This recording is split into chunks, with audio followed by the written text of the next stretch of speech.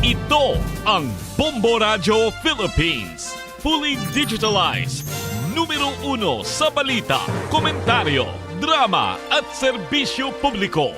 Bombo Radio Philippines. Bombo Radio Philippines. Ang inyong #1 at most trusted radio network in the country. Basta Radio Bombo! Oras sa Bombo Radio Iloilo, Philippine Standard Time, 54 minutos na nakaligad sa takna nga lasa 11. Welcome, nagapalayag na ang Bombo Hanay sa Udto Dirikiron sa New FM, Bombo Radio Iloilo, ang flagship station sa the #1 most trusted radio network kinakandrang Bombo Radio Philippines.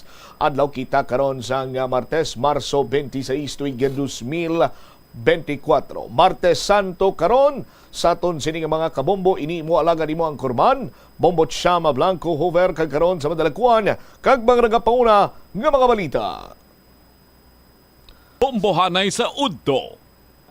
Ang Philippine Coast Guard Western Visayas ginpasigurado nga 100% nga nakahanda ang mga ini para bantayan ang mga pantalan sa sining semana. Samtang Iloilo City Councilor Alan Saldivar ginabi-abi ang kayginan nga maging chairman sang komitiba nga salon halin kay Councilor Baronda pananglitan siya ang pilion.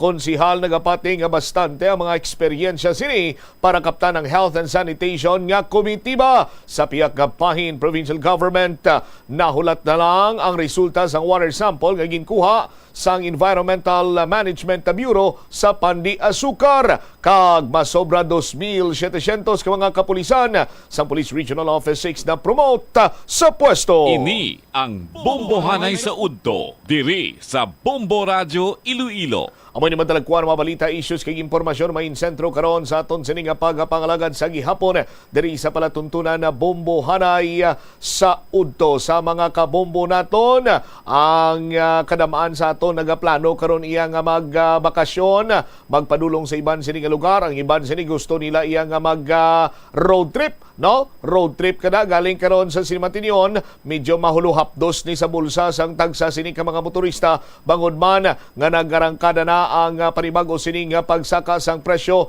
sang produktong petrolyo. Ginapatuman na karon sang mga oil companies ang 2 ka pesos kag 20 sentimos kada litro ang pagpasaka sa presyo sang gasolina kag piso kag 40 sentimos ang ipasaka naman kada litro sang diesel samtang piso kag 30 sentimos ang ginpasaka sang kerosene. Marami man tani mag road trip, marami magpadulong sa mga lugar nga kung sa diin sarang ikaw makarelax, sarang ikaw makapamalandong o galing kumpinsaron mo ang 2 ka piso 2 ka pesos kag 20 sentimos, madako-dako na ni nga buhi nga dugang sa tagsa ka litro kag amuman ang 1.40 sa bahin karon iya sa kada litro sang krudo. Ini ang Bombo Hanay sa Udto, diri sa Bombo Radio Iloilo. Pero may mga solusyon man kita sinabanwa sa sulod sang isa ka semana, pisani lang bala kay bisan na Semana Santa padayon kita yang nagbaton sang inyo sinikaron nga mga entries para sa Buena Mano Salvo Year 18 na promo nga kung sa din 7 million pesos and total prizes nationwide. Ang iga panagtag sarang mo ginina mabawi ang 2 ka pesos kag 20 sentimos sa saka sang presyo sa kada litro sang gasolina kag 1.40 sa kada litro sang krudo kung mapisan ikaw nga maghimo sang imo sini nga entries kag magpadala diri no sa Buena Mano Salvo Year 18 na promo kay sa studio draw kada adlaw Lunes tubto Biyernes mayara kita sa 3 ka mga studio draw winners nga magadaog sang 500 pesos ka cash plus gift pack nga 500 pesos ka balor sang cash. May 24 oras gilamang ang tagsa ka malawgan sini nga winner sa pag-claim sang premyo. Sa barangay activation na naman bantayan sa kundin kita nga barangay sa palabuton sini nga masunod nga semana nga magadala sa kasadyahan kag cash prizes sa aton sini nga mga kulturan kay man napulo ang mga daog dira sang 1,500 pesos cash. Ang dugang nga mga impormasyon sa buwan naman usalvo kag detalye sa aton nga mga balita bantayan sa paday nga pagpalayag sa bumuanay sa udto pagkatapos ang Bombo Network News. Sa kasakuon sa mga ginikanan subong, tumalagsahon na lang kamo nagaupod bisan magkaon. Apang bisan anuman kuntani nga kasakuon sang miyembro sang pamilya, hatagi gid sang oras nga kamo makaupdanay sa kalanan ukon makalagaw kun wala sang trabaho. Kung nagaplano sa aktibidad agod nga maka-enjoy upod ang imong nga pamilya, tandaan nga ang focus nyo amo ang pag-spend sang inyo oras nga updanay kag wala dapat sang iban nga mga bagay nga ginapamingsar kaangay.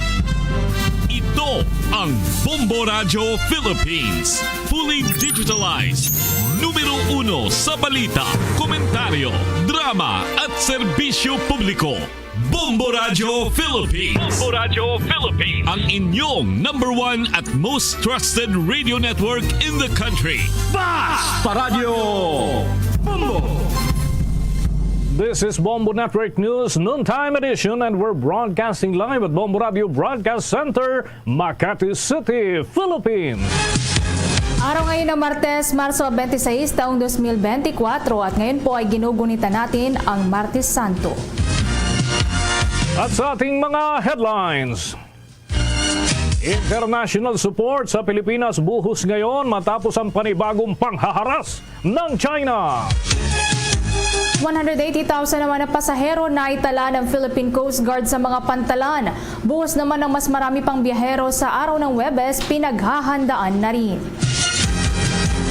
Antas ng tubig sa Angat Dam inaasahang papalo sa below minimum level sa darating na buwan ng Hunyo. Posible namang masawi kapag naitala ang The Big One, mas tumaas pa kaysa sa dating pagtaya. At mahigit 49,000 na police officers ng hanay ng pambansang pulisya ang itinasang ranggo. At alamin natin kung alin-alin na mga tauhan ang naitaas ang kanilang ranggo.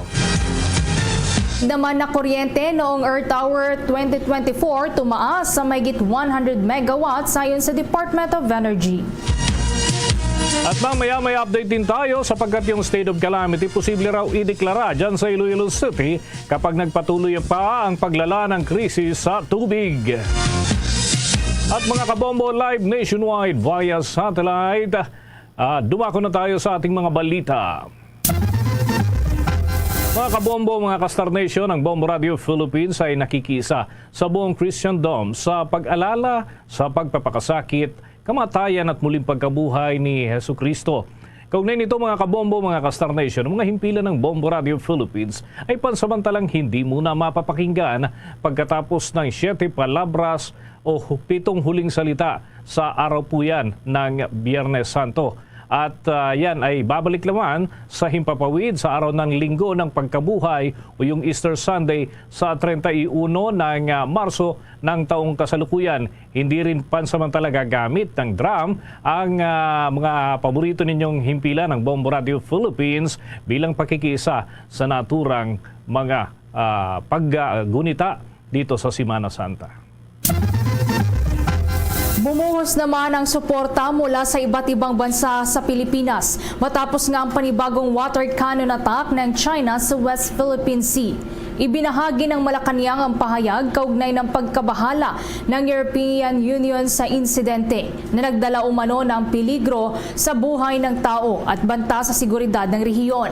Kasabay ng kanilang panawagan sa paggalang sa international rules, sinabi rin ni United States Ambassador to the Philippines Mary Kay Carlson na tumitindig ang Amerika para sa Pilipinas laban sa paulit-ulit na mapanganib na maniobra at water cannon attacks ng China laban sa mga barko ng Pilipinas na labag umano sa international law at may tuturing na banta sa bukas o hinaharap at malayang Indo-Pacific na nagpaabot din ng suporta para sa bansa ang Japan, Germany, France, United Kingdom, Canada, Australia, gayon din ang Czech Republic, Denmark, Finland, Hungary, Italy, South Korea, the Netherlands, New Zealand, Poland, Romania, Spain at Sweden.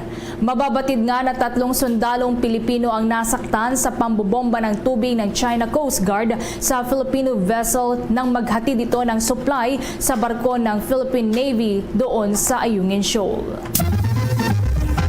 Patuloy naman mga kabombo, mga Kastar Nation, ang nadadagdagan pang bilang ng mga pasaherong naitatala patungo sa mga pantalan para umuwi sa kanilang mga probinsya ngayong panahon ng Semana Santa. Sa data na inilabas ng Philippine Coast Guard, batay sa kanilang naging monitoring, ay aabot sa kabuuang 179,733 yung bilang ng mga pasaherong naitala sa lahat yan ng mga pantalan sa buong bansa. Mula sa naturang bilang mga kabombo, aabot sa 95,000 mahigit ang bilang ng mga naitalang outbound passengers habang nasa 84,000 mahigit naman ang na-monitor ng mga inbound passengers sa mga pantalan. Bilang bahagi pa rin ng Oplan Biyaheng Ayos Semana Santa 2024 ay nagpakalat ang Philippine Coast Guard na aabot sa mahigit 6,000 na mga tauhan mula sa 15 Philippine Coast Guard districts. Ang mga ito ay nag-inspeksyon sa mahigit 1,000 ng mga vessel at mahigit 1,000 rin ng mga motor bangka. At maglalayag kasi ang mga ito at kinakailangan sumailalim sa seaworthiness test upang matiyak ang seguridad ng mga pasaherong sasakay dito. Matatandaan na mula noong Marso 24 taong kasalukuyan ay itinas na sa heightened alert status ng Philippine Coast Guard ang lahat ng kanilang district stations at substations na rin na magtatagal naman hanggang Marso 31 taong kasalukuyan upang tugunan ang inaasahang pagbuhos ng mas marami pang mga pasahero sa mga pantalan. Patuloy namang inaabisuhan ang publiko na makipag-ugnayan sa kanilang tanggapan sa pamamagitan ng kanilang mga official accounts, anuman ang platform, at yan ay kanilang tutugunan. May mga numero ding inilalabas bilang hotline at kung may mga katanungan hinggil pa rin sa iba't ibang usapin, lalo na yung tungkol sa pagbiyahe at yung mga protocol na kinakailangan at regulasyon ngayong panahon ng Semana Santa. Posible namang bumaba pa sa minimum operating level na 180 meters ang antas ng tubig sa Angat Dam sa buwan ng Hunyo dahil yan sa epekto ng El Nino phenomenon. Sa na-monitor nga na antas ng tubig sa dam, umaga yan ng Lunes, bumaba ito ng 0.11 meters mula sa 200.16 meters sa nakalipas na araw. Ang elevation ng tubig sa dam ay 11.95 meters, mas mababa sa normal high water level ng dam na 212 meters. Bagamat nananatili namang 20.5 meters na mas mataas ito sa minimum operating level ng dam. Ayon naman kay State Weather Bureau Hydrologist Richard Orindin na sa pagtatapos ng buwan ng Abril, ang tubig sa Angat Dam ay bumaba sa 189 meters at sa 182.73 meters naman sa pagsapit yan ng Mayo. Mas mababa ito sa rule curve ng dam. Ang forecast na ito sa water elevation nga ng Angat Dam ay base na rin sa naunang pronouncement ng National Water Resources Board na magbabawas ng alokasyong tubig para sa Metro Manila sa 48 cubic meters per second sa buwan yan ng Abril mula sa kasalukuyang 50 cubic meters ngayong buwan. Kung ikukumpara naman sa parehong period noong nakalipas na taon, mas mataas pa rin ang antas ng tubig sa Angat Dam ngayon. Mga kabombo, sa ating pang mga karagdagang balita, dako tayo dyan sa iba pang mga tanggapan ng gobyerno sapagkat ang Department of Energy ay dapat daw agarang bumalangkas ng El Nino Task Force na magpaplano ng contingency measure sa gitna ng epekto ng El Nino phenomenon. Ayon dyan sa ilang mambabatas. At ang pamahalaan ay may mga pinalalatag na immediate and long-term solution na posibleng dulot nitong El Nino phenomenon sa mga magsasaka. Alamin natin ang iba pang mga update niyan mula sa Senado, si Bombo JC Galvez. Iminumungkahi ni Senate Committee on Energy Vice Chairman Sherwin Gatchalian na dapat bumuo na ang Department of Energy ng El Nino Task Force na pupulungin ang lahat ng power plants sa power utilities para magplano ng contingency measures. Ang payag ni Gatchalian ay matapos sabihin ng ahensya na posibleng mapailalim sa yellow alert ang Luzon Power Grid sa darating na mga buwan dahil sa epekto ng El Nino sa hydroelectric power plants. Ayon kay Gatchalian, dapat nakabilang sa contingency measures ang interruptible load program at dapat na walang maintenance ng planta ng kuryente ngayong summer. Mariresolba o may iwasan anyang pagnipis sa supply ng kuryente kung lahat ng power plant ay gumagana in full capacity. Bukod pa rito, sinabi ng mambabatas na kailangan may full contract para sa ancillary reserves ang National Grid Corporation of the Philippines dahil solusyon din ito para maiwasan ng blackouts. Anya, matagal na dapat itong pinaghahandaan ng mga kinaukulang ahensya ng gobyerno ang posibleng epekto ng El Nino sa supply ng kuryente. Kaugnay nito, pinalalatag naman ni Senator Christopher Bongo ang pamahalaan ng immediate and long-term solution sa posibleng dulot ng El Nino na nararanasan na ngayon sa bansa. Ayon kay Go, cycle o taon-taon na itong nararanasan, kaya naman mas mainam na magkaroon ng pangmatagalang solusyon dito, lalong-lalo na sa mga apektadong mga magsasaka sa bansa. Kailangan maglatag ng immediate and long-term solutions ang possible effects nitong El Nino. Not just for this year, but in the years to come. Kasi cycle na po itong El Nino, tagtuyot. So, apektado mga farmers natin. Dapat po maiwasan ang rice shortage, boost our buffer stock, at tulungan po ating mga local farmers. Dapat po sila ang parating tulungan natin, mga local farmers. Dapat po busog sila po yung isang kahig, isang tuka. Ito mga local farmers natin. Kaya nga po, noong panahon ni Pangulong Duterte, meron tayong Free Irrigation Service Act. Libre po, no? At tanong ko po sa DA, ano na bang implementasyon nito? Tulungan niyo po ang mga local farmers natin. Para sa Bombo Network News, ako si Bombo JC Galvez, nag-uulat para sa number 1 and most trusted radio network in the country, Bombo Radio Philippines, Basta Radio. Bombo! Sinimulan na ang 4 na araw na maritime pollution exercise ng Philippine Coast Guard kasama ang Indian Coast Guard kahapon na magtatagal naman hanggang sa Marso 28. Layunin nito na mapag-ibayo pa ang kooperasyon sa posibleng insidente ng oil spill o pagtagas ng langis sa hinaharap. Kahapon nga dumating sa ating bansa ang second pollution control vessel ng Indian Coast Guard sa may port area sa Maynila. Idinisenyo ang naturang barko para sa pag-contain, pag-recover at pag-disperse ng tumagas na langis. Ang pagbisita naman ng Indian Coast Guard sa bansa natin ay resulta yan ng nilagdaang kasunduan noong nakalipas na taon para malinang pa ang bilateral cooperation sa pagitan ng dalawang bansa. Bahagi nito ang kooperasyon sa environmental protection, maritime enforcement, maritime security, maritime search and rescue at capacity building activities. Oras natin sa buong kapuluan, 11 minuto na makalipas ang alas 12 ng tanghali. Sa dagdag pa nating balita, wala pang tugon na nailalabas ang kataas-taasang hukuman matapos na lumapit o dumulog ang kampo ni Kingdom of Jesus Christ leader Pastor Apollo C. Kibuloy para naman ipadeklarang iligal ang warrant of arrest na inilabas ng Senado kaugnay ng issue ng investigasyon laban sa naturang pastor. Batay sa kanilang petisyon, ipinunto ni Attorney Elvis Balayan na walang legal na basihan ang pagpaparesto sa kanilang kliyente at labag daw ito sa karapatan ng naturang pastor dahil tila ba hinuhusgahan na ni Senator Rison Tiveros si Pastor Kibuloy. Iginit rin ni Attorney Elvis Balayan na malinaw na nilalabag ni Senator Tiveros ang separation of church and state dahil sa mga isinasagawang investigasyon ng panig ng Senado. Hiniling naman ang kampo ni Kibuloy na suriin ang umano'y unfair treatment laban sa kanilang kliyente. Kabilang na rito ang isyu ng umano'y panggagahasa at pag-abuso sa mga lumalantad ng mga biktima at ayon nga kay Balayan, malinaw na ginagawang hakbang ni Kibuloy at ng mga katunggali ay pinagsasabong umano at tila pamumulitika lamang ito. Pero para sa panig naman ni Senator Ontiveros, tumugon na lang sana ang kampo ni Kibuloy mula ng kanilang ipatawag ay hindi umano ito humaharap kaya hindi nito nagagawang may pagtanggol ang kanyang panig.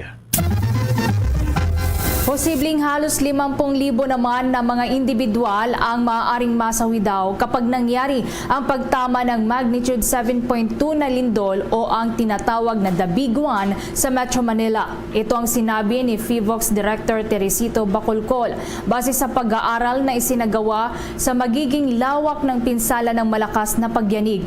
Bukod nga sa mataas na bilang ng masasawi, maaaring aabot din sa 118,000 ang bilang ng mga seryosong masusugatan. Higit na mataas ito kumpara sa mga nakalipas na pagtaya na nasa 34,000 ang maaari daw na bawian ng buhay. Libo-libong iba pa naman ang posible daw na masaktan. Sinabi naman ng Office of the Civil Defense Administrator Undersecretary Ariel Nepomuceno na lumalabas na aabot sa 3 hanggang sa 5 milyon ang kinakailangang ilikas kapag nangyari ang nasabing kalamidad.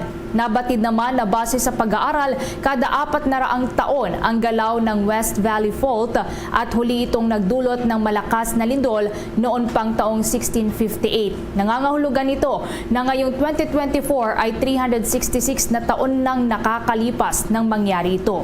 Kaya muling iginiit ng Office of the Civil Defense na mahalaga ang quarterly earthquake drill dahil sinasanay nito ang publiko na maging handa sa pagtama ng malakas na lindol.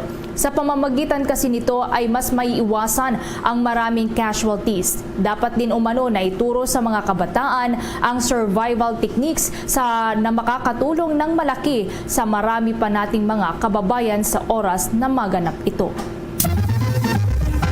Iniatras naman sa Biyernes Santo ang scheduled na biyahe para dyan sa mga barko sa Manila North Port na nasa lungsod ng Maynila at sinabi nga ng Philippine Ports Authority na maaring mabigyan ang mga pasahero ng 100% na refund sa kanilang mga biyahe na hindi matutuloy at nakipag-ugnayan na ang Philippine Ports Authority doon sa shipping companies at ito mano ang kanilang nabuo na kasunduan. Sinabi pa ni Philippine Ports Authority General Manager Jay Santiago na maaaring i-avail ang naturang refund ng mga biyahero pagka kung sakasakali at pwede din na mag-rebook para sa ibang araw o pagkatapos ng Semana Santa. Gayunman, sa Biyernes Santo pa rin daw ang susunod na biyahe para naman sa manggagaling doon sa shipping companies o yung ilalabas nilang mga unit para makapagbiyahe yung mga pasahero. Payo tuloy ni Santiago, makipag-ugnayan muna sa Philippine Ports Authority o kaya naman sa mga shipping firm para hindi na masayang yung kanilang pagtungo ng personal dyan sa mga port, lalo na kung wala namang tiyak na schedule ng kanilang biyahe yung mga barko. Haabot naman sa kabuang 49,125 na mga tauhan ng Philippine National Police ang na-promote ngayon sa mas mataas na ranggo sa ilalim yan ng 2023 regular promotion at first quarter 2024 Police Lieutenant Colonel Continuous Promotion Program. Ang seremonya para nga sa 2027 na mga tauhan ng Philippine National Police National Headquarters na promote sa mas mataas na ranggo ay ginanap yan sa Campo Crame sa pangunguna mismo ni PNP Chief Police General Benjamin Acorda Jr. na sinaksihan naman ng mga kasamahan, pamilya at kaanak ng mga tauhan na sumisimbolo naman sa mga achievements o tagumpay at mga sakripisyo ng naturang mga tauhan ng pambansang pulisya. Sa datos ng PNP Directorate for Personnel and Records Management, kabilang sa mga na-promote ay ang sumusunod. 161 na mga tauhan na na-promote bilang Police Lieutenant Colonel, 467 naman ang bilang ng Police Major, 800 mahigit bilang mga Police Captain at 2,000 mahigit naman bilang Police Lieutenant. 4,000 mahigit naman bilang Police Executive Master Sergeant at 5,334 naman ang mga na-promote bilang Police Chief Master Sergeant. 6,116 ang mga na-promote na Police Senior Master Sergeant. 11,426 ang bilang naman ng mga Police Master Sergeant. At mahigit o halos 12,000 ang bilang ng mga na-promote bilang Police Staff Sergeant. at 6,000 mahigit din bilang mga police corporal. Samantala, isinagawa rin ang kaparehong promotion ceremony sa lahat ng 17 police regional offices at police provincial offices sa buong Pilipinas. Kaugnay nito ay pinayuhan naman ng PNP Chief na si Acorda ang mga bagong promote na opisyal ng PNP na palagiang itaguyod ang integridad at profesionalismo kasabayan ng pagsasaalang-alang sa kaligtasan at kapakanan ng komunidad. Oras natin sa buong kapuluan, 18 minuto na makalipas ang alas 12 ng tanghali.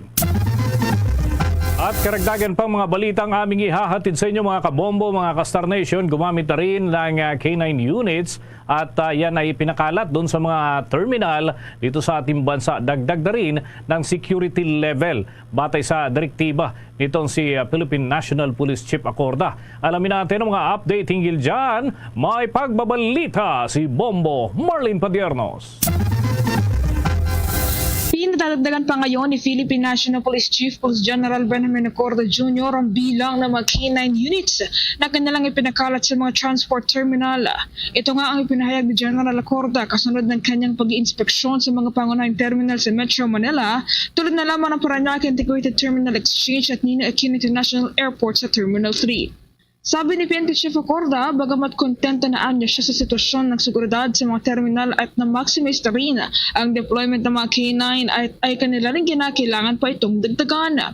Ito ay upang tiyakin na hindi makakalusot sa mga bantay ang anumang uri ng mga illegal na kontrabando.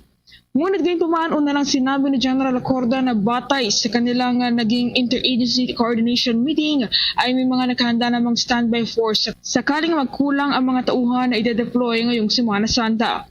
Habang may mga nakadeploy din ng mga bus marshal sa mga terminal upang maiwasan naman na hindi na maulit pa ang insidente ng pamaril sa loob ng isang pampublikong bus doon sa Nueva Ecija.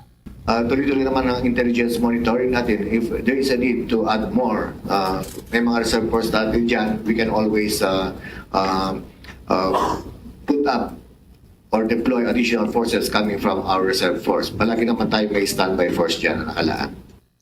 Kung maalala, una nang iniulat ni Philippine National Police Chief Acorda na nasa 75% na kabuang bilang ng kanilang mga tauhan ay pinakalat sa iba't ibang mga lugar, partikular na sa mga lugar na inaasang dadagsain ng marami sa ating mga kababayan. Pamaning muling tiniyak ng pambansang pulisya na wala pa rin naman silang monitor na anumang seryosong banta sa seguridad ng ating bansa. Para sa Bombo Network News, ako po si Bombo Marlene Padiernos, nag-uulat para sa #1 and most trusted radio network in the country, Bombo Radio Philippines. Basta Radio, Bombo! Iniulat naman ng Department of Energy na nakapag-save o tipid ng mahigit 132.11 megawatts sa isang oras na pagpatay ng ilaw noong Earth Hour na idinaos noong nakalipas na Sabado. Sa isang statement, sinabi ng Department of Energy na tumaas ito ng 110.73% mula sa 62.69 megawatts na naitala naman na naipong enerhiya noong 2023, kung saan pinakamataas sa bahaging Luzon na nakapag-save ng 73.86 megawatts. Sa Visayas naman, 53.30 megawatts, habang sa Mindanao, nasa 4.95 megawatts. Ayon naman kay Energy Secretary Rafael Lotilla na nagpapakita ito ng commitment ng mamamayang Pilipino para maisalba ang ating planeta sa pamamagitan ng responsableng pagkonsumo ng kuryente. Subalit sinabi din ng opisyal na dapat na isagawa ang pagtitipid sa paggamit ng kuryente kahit na hindi Earth Hour para matulungan ang ating kapaligiran. Oras natin sa buong kapuluan, 22 minuto na makalipas ang alas 12 ng tanghali at tuloy-tuloy pa tayo sa ating mga balita. Nakatakdang mag-courtesy call kay Pangulong Ferdinand Bongbong Marcos Jr. mamayang hapon dyan sa Palasyo Malacanang ang ilang mambabatas mula sa Estados Unidos. 6 na United States Senators at isang taga-House of Representatives ang inaasahan na makakaharap ni Pangulong Marcos dyan sa Palasyo Malacanang. At kabilang dito sina Senator Kristen Gillibrand, Senator Jean Shahin at Senator Roger Marshall at Senator Mark Kelly. Kasama rin sa Congress delegation sina Senator Cynthia Lunes at Senator Michael Bennett at Representative Adriano Aspilat at Agosto 22 mga kabombo ang inaasahang schedule naman ng schedule nitong pagdayo dito sa Pilipinas at ngayon ay naulit ang naturang pagbisita ay kay Pangulong Ferdinand Bongbong Marcos Jr. at nanggaling sila sa Estados Unidos para sadyain mismo ang pagdalaw dito. Pinangunahan ni Senator Edward Markey ang naturang aktibidad at doon ay napag-usapan ang pagpapatuloy ng partnership ng Pilipinas at ng Estados Unidos lalo na sa larangan ng renewable energy use at yung agricultural development, economic reform at tungkol na rin sa suliranin sa isyu ng illegal na droga at maraming iba pa. Inaprubahan na ng Department of Budget and Management ang pondo na nagkakahalaga ng mahigit 1 billion pesos para yan sa pagbuhay ng heritage school buildings sa buong Pilipinas. Kabilang dito ang kailangang pondo ng Department of Education para sa restoration ng Gabaldon School Buildings at iba pang heritage school buildings. Ang Gabaldons ay itinayo yan noong colonial period ng Estados Unidos dito sa bansa. Inihango naman ang pagtatayo ng mga ito sa tradisyonal na bahay kubo at bahay na bato. Sa isasagawang restoration sa nasabing mga paaralan ay ang pagsasaayos sa school ground, site leveling at grading at pagtanggal ng obstruction o mga harang at hindi ligtas na istruktura sa may Gabaldon building. Sa kasalukuyan, mayroong 2,045 na Gabaldon schoolhouses sa buong Pilipinas. Sa karagdagan nating balita muna mga kabombo, mga ka-Star Nation, tutok tayo dyan sa mga developments sa area ng National Bureau of Investigation sapagkat hinihintay na matapos yung judicial proceedings ng Timor-Leste bago naman simulan ang repatriation para dito kay dating Congressman Arnie Tevez Jr. At alamin natin ang mga update na nakalap ni Bombo Victor Liantino. Bombo Dennis, Bombo Ever, hihintayin nga muna ng National Bureau of Investigation na matapos itong isinasagawang judicial proceedings ng Timor-Leste kay dating Negros Oriental Representative Arnulfo Tevez Jr.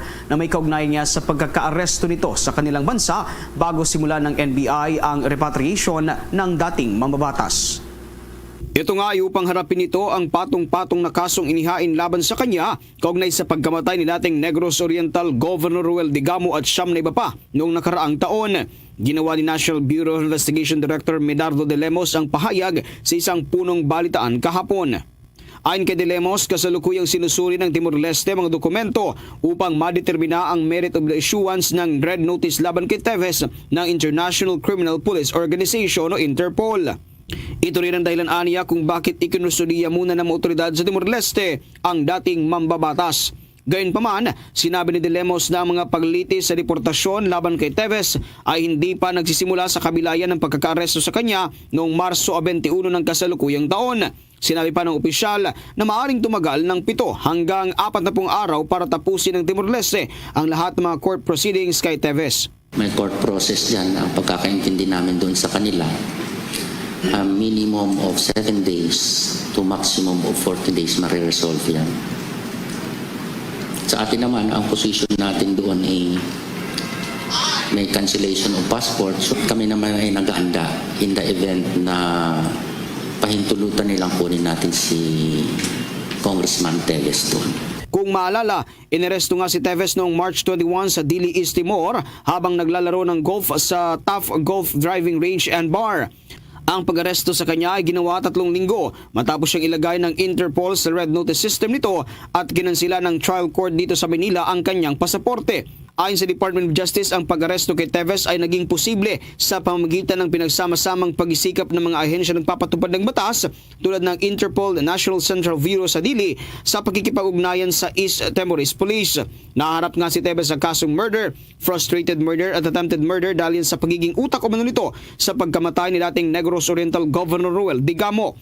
Ang pagtanggi naman ni Tevez na bumalik sa bansa ay dahil sa umano'y pagbabanta sa kanyang buhay at maging sa buhay ng kanyang mga pamilya.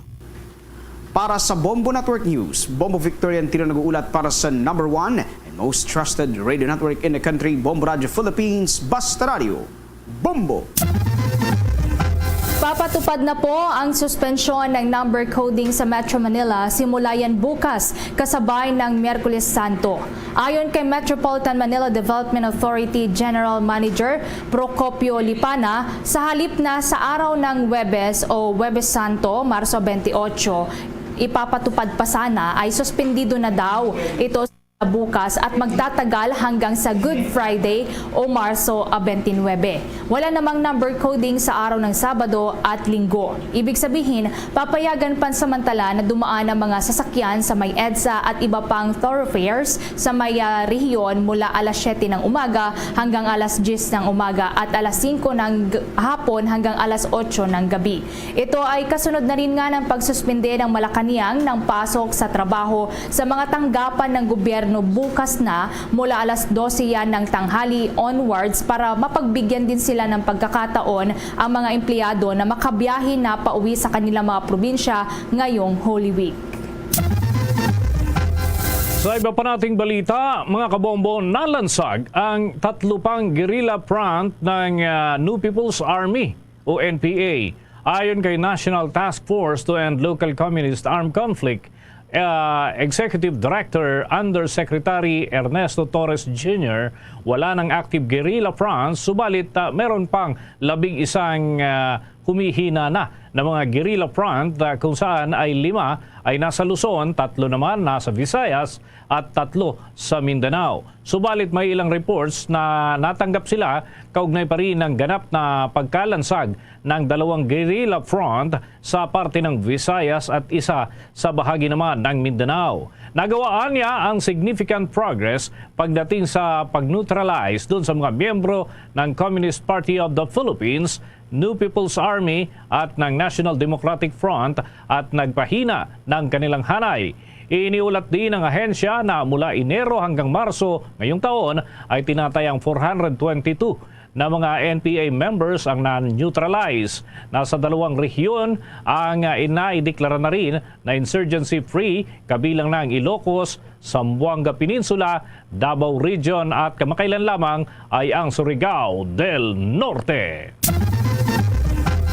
Nagpahayag naman ng suporta si House Assistant Majority Leader at ako Bicol Party List Representative Raul Angelo Bongalon sa panukala na magpasa ng supplemental budget upang mapunan ang 9 billion pesos na kakulangan sa pondo ng Pantawid Pamilyang Pilipino Program o 4Ps. Ang kakulangan ay resulta nga ng ginawang pagbawas ni Senator Amy Marcos sa pondo ng programa noong 2023 na nagkakahalaga ng 13 billion pesos na inilipat sa ibang programa ng Department of Social Welfare and Development.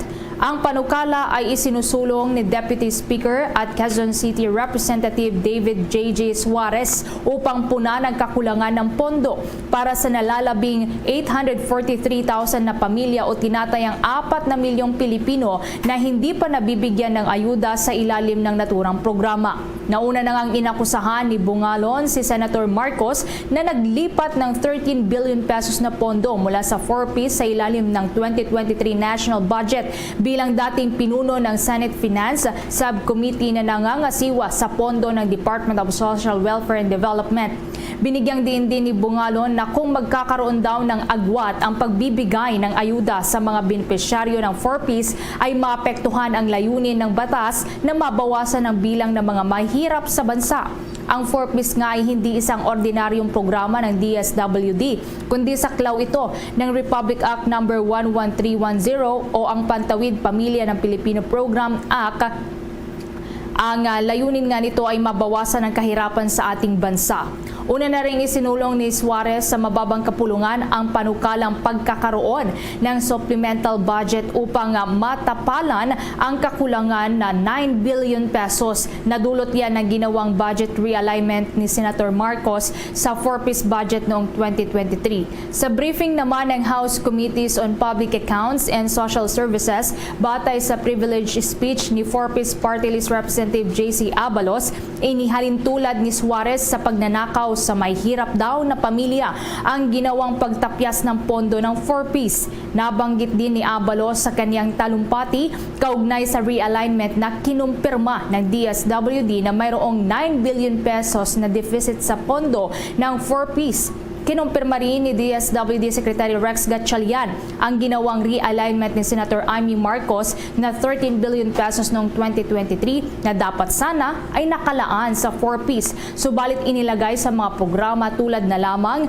ng kalahisids o assistance to individual in crisis situation at quick response to calamities. Iginiit naman ni Suarez na nang aprubahan ang 2023 national budget sa mababang kapulungan ay kumpleto at walang bawas ang inilaang pondo para sa 4-piece.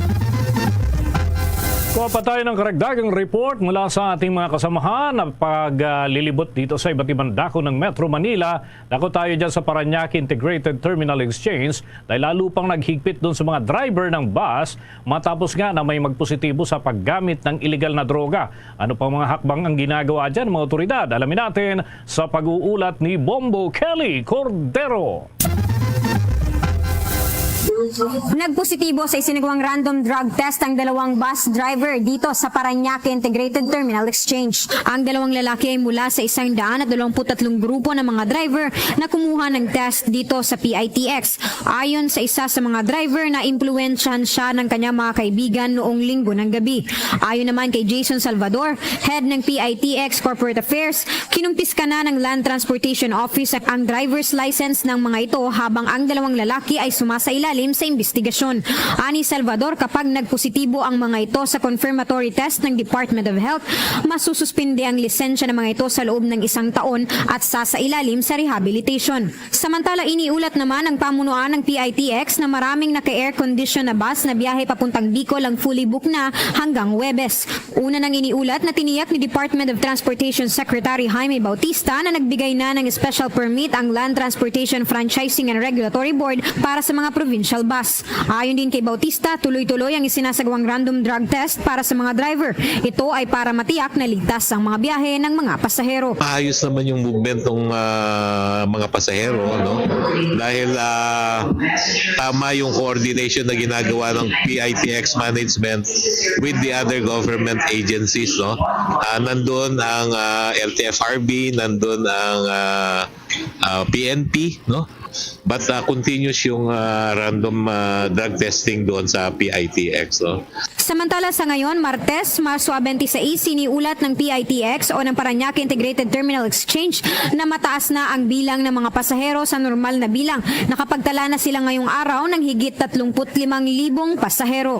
Para sa Bombo Network News, Bombo Kelly Cordero nag-uulat para sa #1 and most trusted radio network in the country, Bombo Radio Philippines. Basta Radio, Bombo!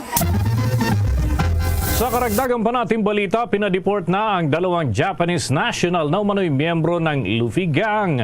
Yan ay pabalik ng kanilang bansa at ayon yan sa report mismo ng Bureau of Immigration. Ang Luffy Group, mga kabombo, ay isang sangkot na grupo sa ilang serye ng bayolenteng krimen doon sa bahagi ng Japan. Natukoy ng Immigration Bureau ang dalawa na sina Sugano Kazushi at Shimoeda Saito at pinadeport dahil naman sa pagiging undesirable alien ng mga ito matapos na ibilang sila ng gobyerno ng Japan na mga pugante.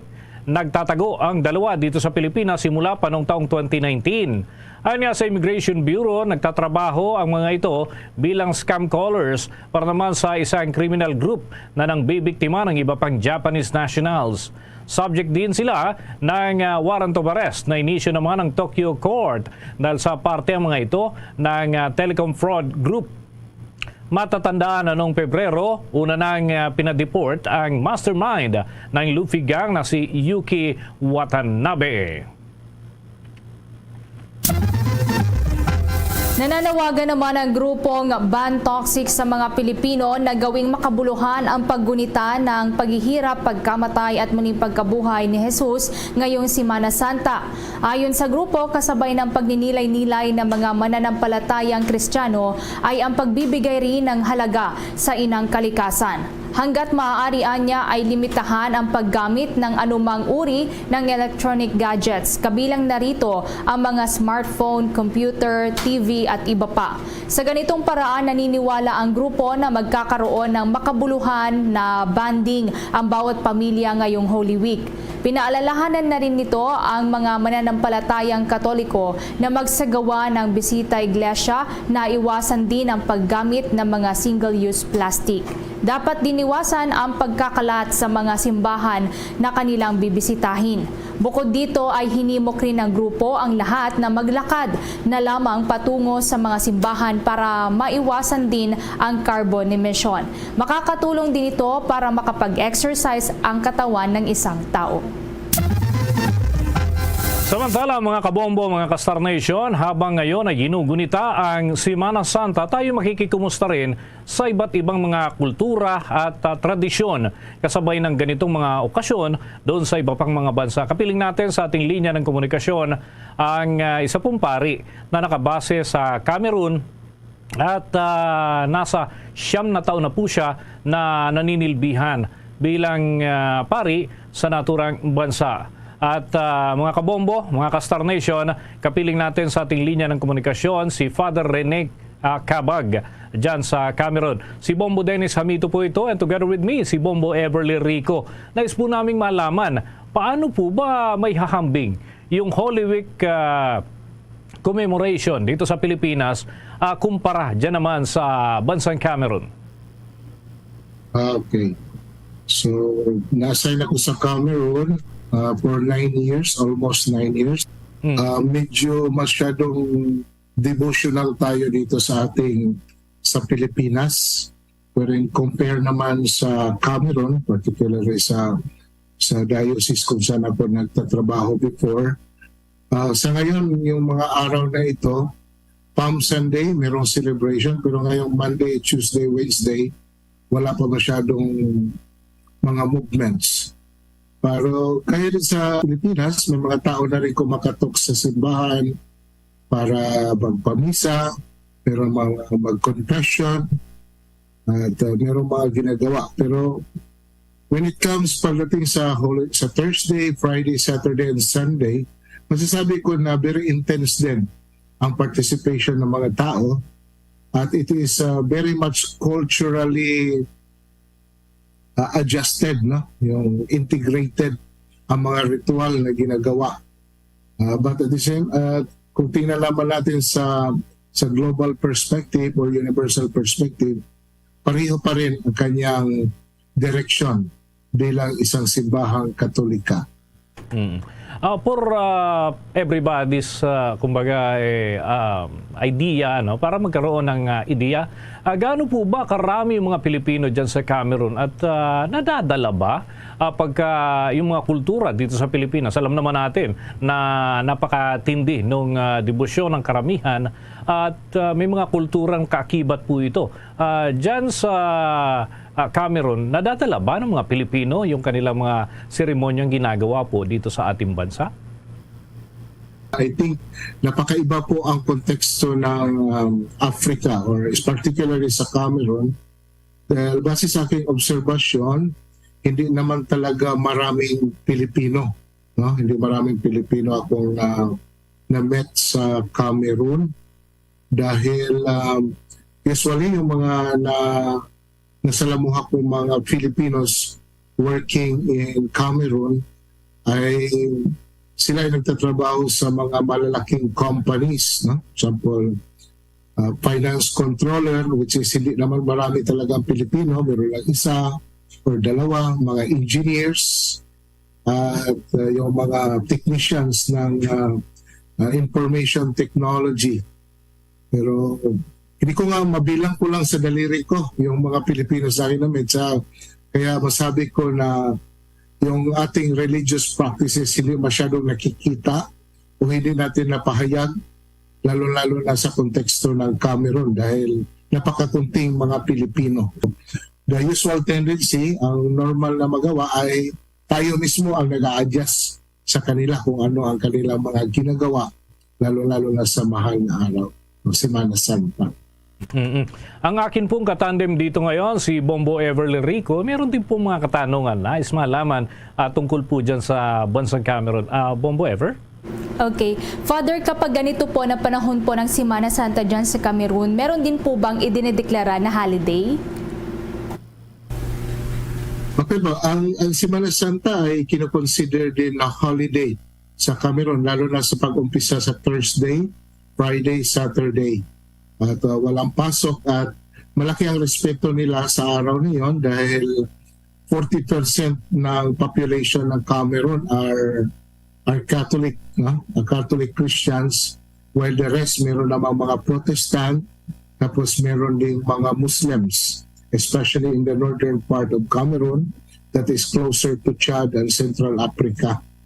So, nabigyan nila ng halaga ang mga kapistahan na mga religious feast day ng mga Muslim, ng mga Protestant, at lalo-lalo na ang mga Katoliko dahil as of now, ang administration, lalo na ang presidente, ay isang ex-seminarian, no? na siya din mismo ay practitioner as a Catholic. Okay. Father, yamang kayo po ay 9 na taon na po pala dyan sa Cameroon. Ano po yung mga hindi nyo po makakalimutan na kaganapan po ng Holy Week dyan po sa bansang kinaroroonan po ninyo, Father? Meron akong something very touching na hindi natin ginagawa dito sa Pilipinas, especially yung pag naipako na si Jesus sa krus, tapos magkaroon tayo ng vigil, no? Sa Friday. Napakaganda it's really cultural, but at the same time I find it very psychologically, emotionally healing on the part of the family who are mourning dahil nakita ko doon sa Cameroon, di ba, ang tayo mga Kristiyano may nakasulat sa Ebanghelyo ang buhay, ang mga magagandang ginawa ni Jesus nasa 4 na Ebanghelyo sa Biblia. Pero sa Cameroon, lalo-lalo na yung mga tribo sa sentro na tinatawag sila na mga Iton tribe, and they are speaking Iwondo language, yung kanilang lingwahe. Haba sa pagkakataong na si Jesus ay patay, babigyan ng pagkakataon ang iba't ibang organisasyon, grupo ng community at organisasyon ng simbahan upang hayaan ang kanilang mga leader na magsalita at may pahayag kung ano ang magagandang karanasan nila tungkol sa taong namatay.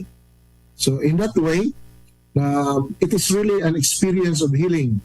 Gaya ng, it is being contextualized dahil sa Cameroon, kapag may isang taong namatay, ang mga kaibigan ay pupunta at sa buong mga 2 o 3 araw na siya ay nakaburol, ang lahat ng pupunta ay magbigay ng testimony kung paano nahipo ang kanilang puso o nagkaroon sila ng magandang karanasan sa taong iyan.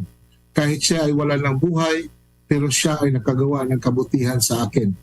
At it is the same ritual that is being presented in the church, especially after Jesus being crucified sa Friday at patay ang Panginoon.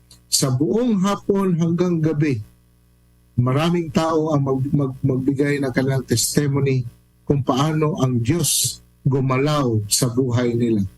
And I find it very, very interesting and very uniting sa community. At psychologically sa mga pamilya o mga naiwan, ito po ay nagbibigay talaga ng support at nagbibigay din ng healing experience sa mga taong nagkaroon ng karanasan ng pagluluksa.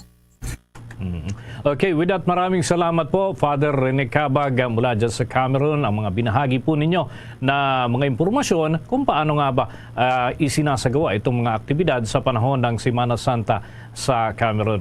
At mga kabombo, mga Kastar Nation, nakausap po natin ng isang pari, 9 na taon na doon sa Cameroon, si Father Rene Cabag. At mga kabombo, mga Kastar Nation, dahil ngayon ay Martes Santo, ang Bombo Radio Philippines, kung papapansin po ninyo, hindi muna tayo gumagamit ng tambol bilang pakikiisa ng Bombo Radio Philippines sa pagpapakasakit at pagkamatay at muling pagkabuhay ng Panginoong Hesukristo. At magbabalik ang paggamit natin ng tambol, kalinsabay yung ating mga programa na pansamantalang hihinto sa Biyernes Santo pagkatapos ng coverage ng Siete Palabras at muling magbabalik nga ang mga programa sa Piyesta ng Pagkabuhay o Linggo ng Pagkabuhay. Ito yung Easter Sunday at 31 ng Marso ng taong kasalukuyan at balik na nga sa normal ang mga programang inyong pinakikinggan dito sa Bombo Radio Philippines.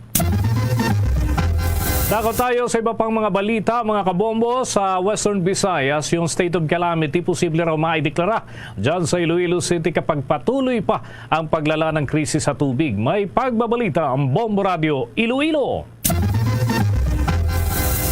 Pinag-aaralang isailalim sa state of calamity ang Iloilo City dahil sa kakulangan ng tubig dahil sa lumalalang epekto ng El Nino phenomenon. Sa panayam ng Bombo Radio Iloilo kay Iloilo City Mayor Jerry Treñas, sinabi nito na posibleng lumala pa ang dinaranas na krisis sa tubig sa lungsod dahil sa patuloy na pagbaba ng water level ng pinagkukunan ng tubig. Ayon kay Treñas, dahil sa hindi sapat na supply ng tubig, nagsagawa ng water supplier ng pagrarasyon sa mga barangay na walang tubig. Kapag dineklaraan niya ang state of calamity, mas mapapabilis ang tulong na maibibigay sa publiko dahil magagamit na anya ang Quick Response Fund. Sa ngayon, magukaya ang City Environment and Natural Resources Office ng dagdag na mga balon upang magpagkukunan ng tubig sa lungsod.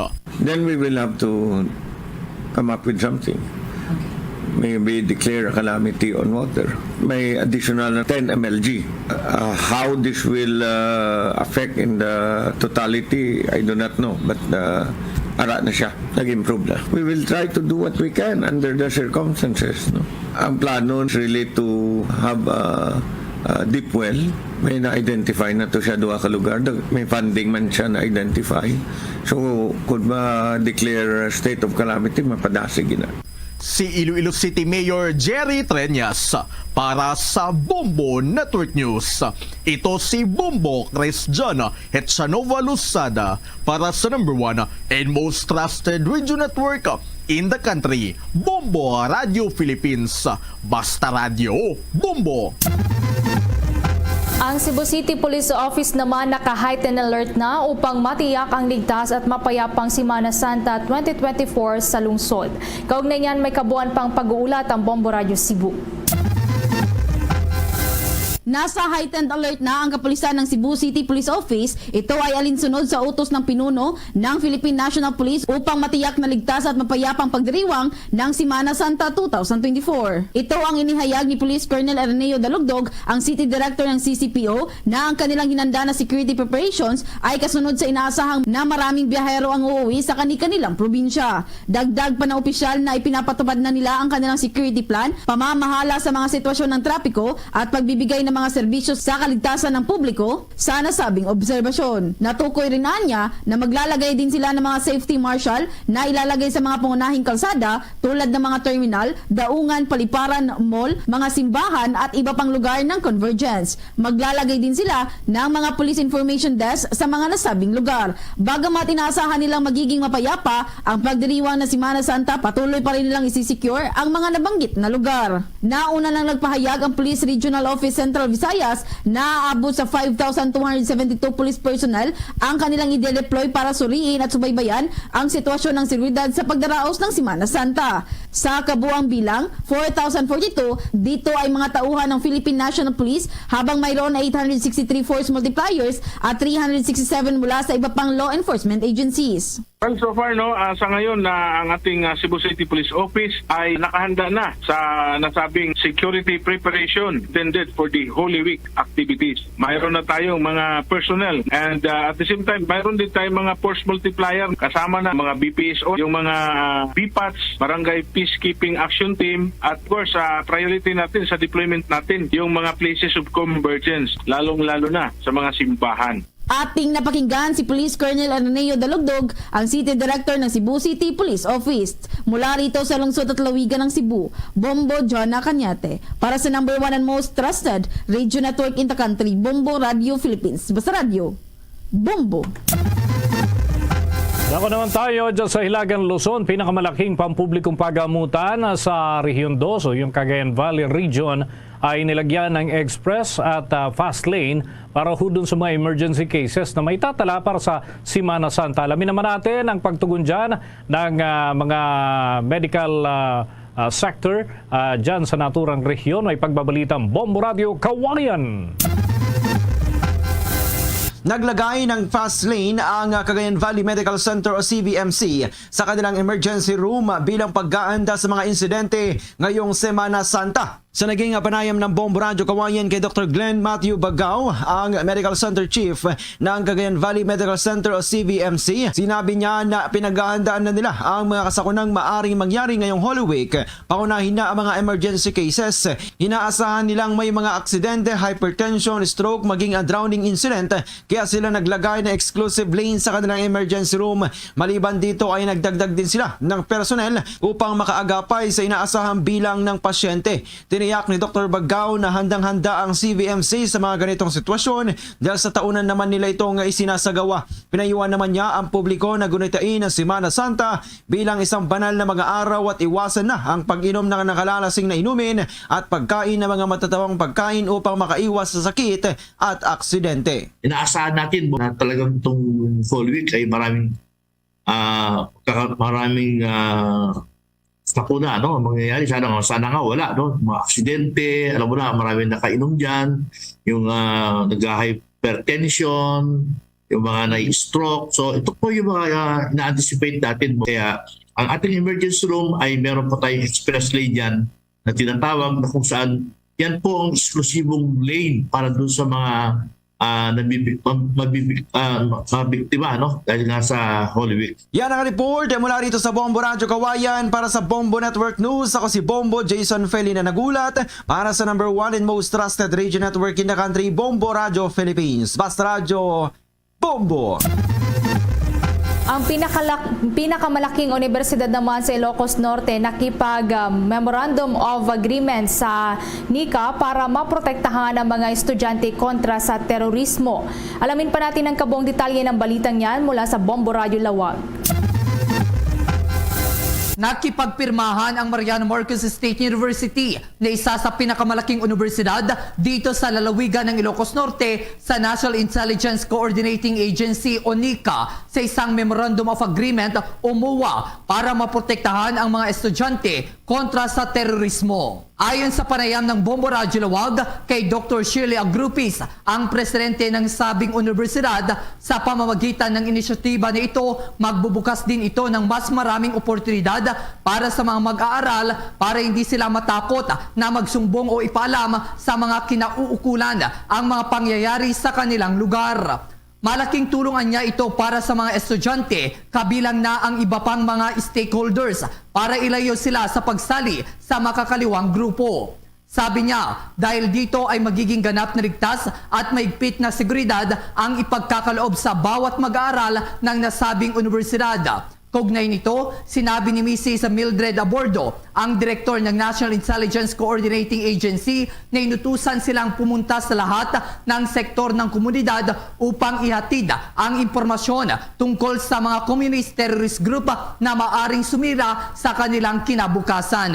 Naisan niya nilang mapanatili ang kapayapaan at kaayusan sa lugar, lalo na't ang lalawigan kasama ang buong Rehiyon 1 ay itunuturing na insurgency-free. Dagdag pa niya, layunin nila ang isang mapayapa at maayos na pamumuhay para sa mga residente sa pamamagitan ng pagtutulungan ng lahat ng kinauukulang individual at grupo upang makamit ang isang masayang pamayanan. As head of the Situational Awareness and Knowledge Management Cluster. So kami po kasi ay naatasan kami. We conduct info campaigns through orientations and seminars to all sectors of the society, particularly students, from the lies and deceptions of the communist terrorist group. Yan ang ulat mula rito sa Bombo Radio Lawag. Ako si Bombo Rom Kimuyuga para sa number 1 and most trusted radio network in the country, Bombo Radio Philippines, Basta Radio Bombo. Bombo Entertainment News. Bombo Entertainment News. Cebuana Beauty Queen naghahanda na para sa paglaban sa Miss Asia International 2024 pageant sa Thailand. Kaugnay niyan, may chika pa ang Star FM Manila. Naghahanda na si Miss Asia International Philippines 2024 Lisa Corazon Leren para sa kanyang nalalapit na international pageant sa Bangkok, Thailand sa Abril. Overwhelmed at masaya ang 24-year-old mass communication graduate na irepresenta ang Pilipinas. Aniya, bukod sa nasa dugo na nila ang pagiging palaban sa pagsali sa mga pageants, ito rin ang nakatulong sa kanya upang magkaroon ng kumpiyansa sa sarili. Vocal din naman ito sa kanyang advokasya na pahalagahan ang mental health. Sa exclusive interview ng Star FM Manila sa Cebuana Beauty Queen, ibinahagi nito ang kanyang ginagawang intensive training para sa pageant. Every day, I tend to go to the training for the pastorela and Q&A. I tend to be more invested mainly on the gym so that I'll be able to lose weight.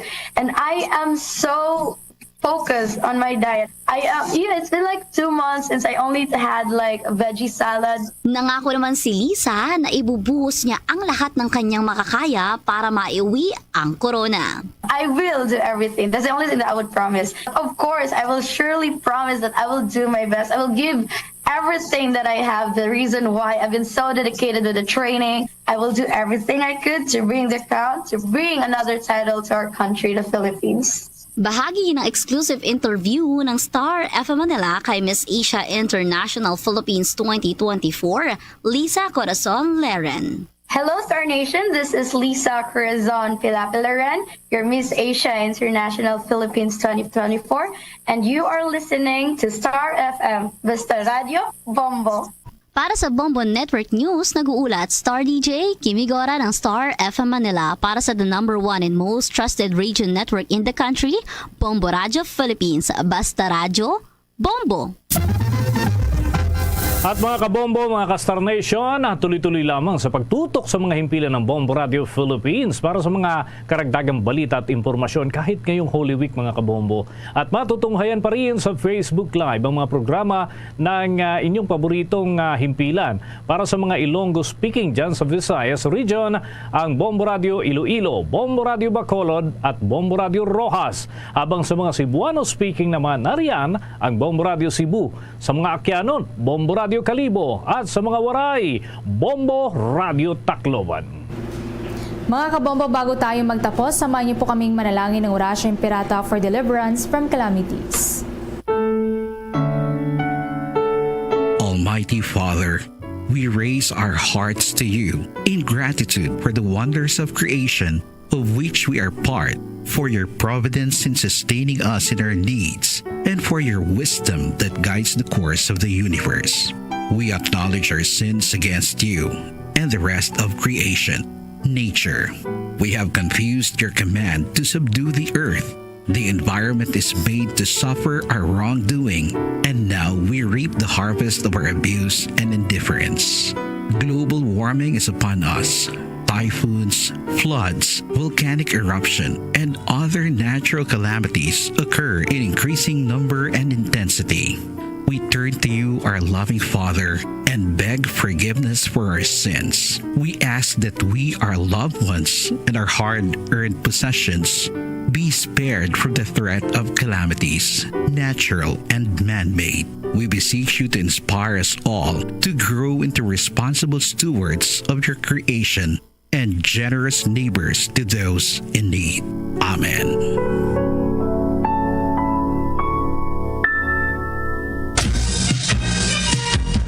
At mga kabombo, mga ka-Star Nation, yan ang kalipunan ng ating mga balita para sa pantanghaling edisyon ng Bombo Network News. Mula sa Bombo News Center para sa #1 and most trusted radio network in the country, Bombo Radio Philippines. Basta Radio, Bombo! Na siningalaw na balik diri sa pagpangalagad sa Bombo Hanay sa udto sa DYFM Bombo Radio Iloilo, ang flagship station sa the #1 most trusted radio network in the country, ang Bombo Radio Philippines. Standby sa kay Bombo Sol Binyas ang Philippine Coast Guard Western Visayas. Ginpasiguro nga 100% na ang ilang preparasyon para bantayan ang mga pantalan subong Holy Week. Ini ang Bombo Hanay sa udto diri sa Bombo Radio Iloilo. Checked up, follow-up report ni Bombo Sol Viña. Sol, sa report, please come in. Bombocham ginpasigurado sa Philippine Coast Guard Western Visayas nga 100% na nga nakahanda ang mga ini, kagyara naman sa heightened alert ang estado sang ilang mga personnel para magbantay sa mga pantalan subong nga Holy Week. Sa interview sang Bombo Radio kay Captain Weniel Azcona, ang Commander Coast Guard sang Philippine Coast Guard Western Visayas, iya ginpahayag diri nga sang Biyernes pa lang kuno nakadeclare na iya sila sang heightened alert sa mga katapo sang Philippine Coast Guard diri man sa Western Visayas, sa diin 100% sa mga personnel ang naka-duty o kung ma-duty subong nga Holy Week, wala ini sila sang RNR AB, kag at the same time hindi man applicable ang leave sa among mga inadlaw. So masobra diri 1,000 nga mga personnel ang iga-deploy sa Western Visayas kag di magabantay sa 7 ka Coast Guard Station, 2 ka Stage Coast Guard Station sa kaprobinsyahanan diri man sa Western Visayas, kaangay diri abi sa may bahin sang Antique, Aklan, Guimaras, kag Rojas, kag diri iya sa Iloilo Province, suno kay Captain Azcona nga tanan gid nga puwersa sang isining Coast Guard or mga Coast Guard ma-deploy gid sa or ibutang or iga-deploy diri sa mga ports kag sa suporta man sang Coast Guard District sa diin magadugang sang 30 gani ka personnel halin sa among district. So diri sa may bahin sang Aklan, magadugang man sila sang additional nga 20 ka mga Coast Guard bangod gina-expectar man nga magadugok diri ang pila ka mga bisita sa adlaw gid sang Huwebes kag Biyernes Santo. At the same time, kaangay man diri sa may Bacolod nga ti magadugang man sila sang mga Coast Guard personnel bangod isa man ini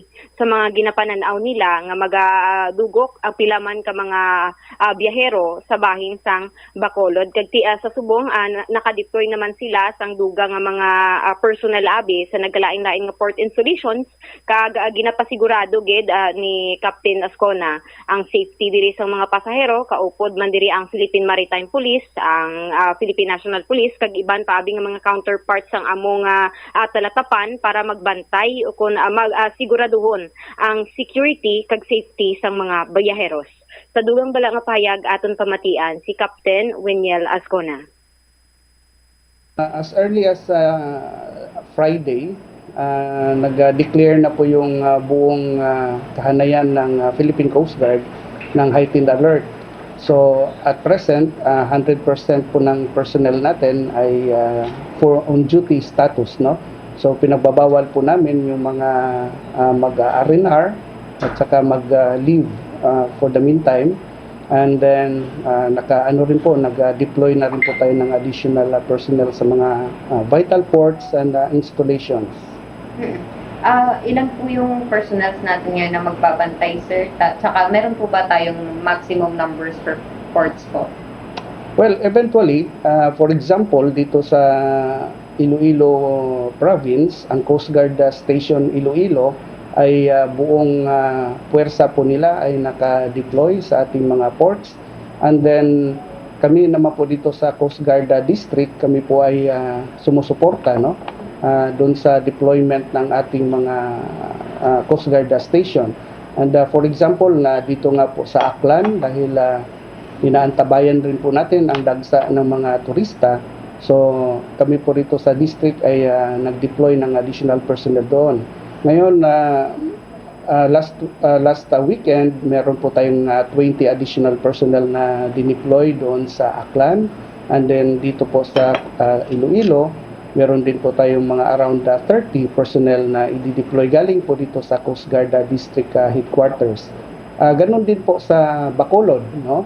May mga rin po tayo doon, additional deployment personnel together with our K9. Full force po yung Philippine Coast Guard dito sa Western Visayas para ma-ensure po natin na safe ang ating mga pasahero po. Overall po, meron po tayong how many numbers po na personnel? Ang total number po ng personnel dito sa Coast Guard District Western Visayas ay nasa mga humigit kumulang 1,000 personnel po kami rito.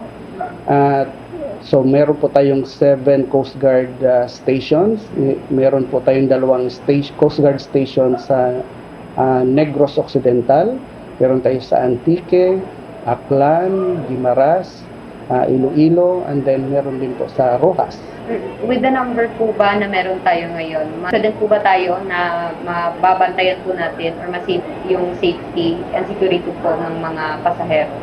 Yes, sinisigurado rin po naman talaga natin na ma-secure natin ng mga pasahero natin, mga nagbabiyahe sa ganitong mga panahon, no?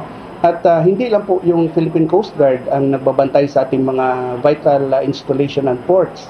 Actually, kasangga rin po natin ang Philippine Maritime Police at saka yung Philippine National Police po. So meron na rin po kaming mga series of coordinating conferences together with our counterparts para po masigurado natin na safe ang paglalakbay ng ating mga pasahero po. Nabatian diri ang kabahin sang pahayag ni Captain Manuel Escona, Commander sang Coast Guard Western Visayas, Philippine Coast Guard, Bombacham. All right. Ini si Bombo Marisol Diñas para sa the number 1 and most trusted radio network in the country. Bombo Radio Philippines, Basta Radio, Bombo. Salamat gid Bombo Marisol Binya sa imo sining follow-up report. May kantanan sa pagpasigurado man sa Philippine Coast Guard sa ila sining handaan sa sining Holy Week, no, kay ginabanta sini naton by Wednesday, no, masugod na niya matamat ani ang pagpugok man sang mga biyahero, no, sa aton sini mga kabombo sa pagpadulong man sa tagsa sini nila ka mga destinasyon sa palibot man sa mga coastal areas diri sa bahin karon sa Iloilo. And of course, lakip na ang probinsya karon sa Guimaras. Ini ang Bombohanay sa Udto, diri sa Bombo Radio Iloilo. 9 minutos na nakaligad sa takna nga launa this time. Check ko naman, balita ni Bombo Angel Tan, si Iloilo City Councilor Alan Saldivar, ginabi-abi ang kay Gayunan. Kamingin chairman sa komitiba nga halin sa kay City Councilor Orminico Baronda, pananglitan nga siya ang pilion. Nagapati nga may bastante siyang eksperyensya sa pag-uyat sa Committee on Health and Sanitation. I-check ta ang dugang sining mga balita direktamente karon sa may Iloilo City Hall. Kaupo naman sa kay Bombo Angel Tan. Ini ang Bombohanay sa Udto, diri sa Bombo Radio Iloilo. Kung madumduman sa aton sining mga kabombo na lamuran man sang pamulitika ining term sharing, kasubong siniya banwa nga dugin na dribble-dribble kag do may ginahulat pa or may mga palaligban pa sa bahin karon sang pag-uyat sang komitiba na lamuran ini sang pamulitika bangod man nga isa kadlaw or pagkaligad sang pila ka mga inadlaw nga nagdeklarar si Iloilo City Mayor Jerry Treñas, no, nga maga-part ways na sila sa iya kalyado nga si Lone District Congresswoman Jan Baronda. Dito man kay nagwa ang impormasyon nga kwaon ang komitiba nga ginauyatan bilang chairman ni Councilor Orminico Baronda nga amay ni Lone District Congresswoman Jan Baronda. Pero sa aton sila mga kabombo, kung madumduman pa kamayara sa kasugdanan, sa bahin karon sa mga konsihal, may kantana naman sa term sharing nga ginatawag. Check ta si Bombo Angel Tangel sa report. Please come in. Ginaabi-abi ni Iloilo City Councilor Alan Zaldivar diri Bombacham ang kahigayunan nga mangin chairman sang komitiba nga salon halin kay Councilor Orminico Baronda pananglitan. Siya ang pilion bilang bag-o nga chairman. Sa interview sang Bombo Radio kay Iloilo City Councilor Alan Zaldivar, yung pahayag nga batunon niya ang obra kaga padayunon ang naumpisahan man niya sadto nga obra kay ti way back sadto Bombacham.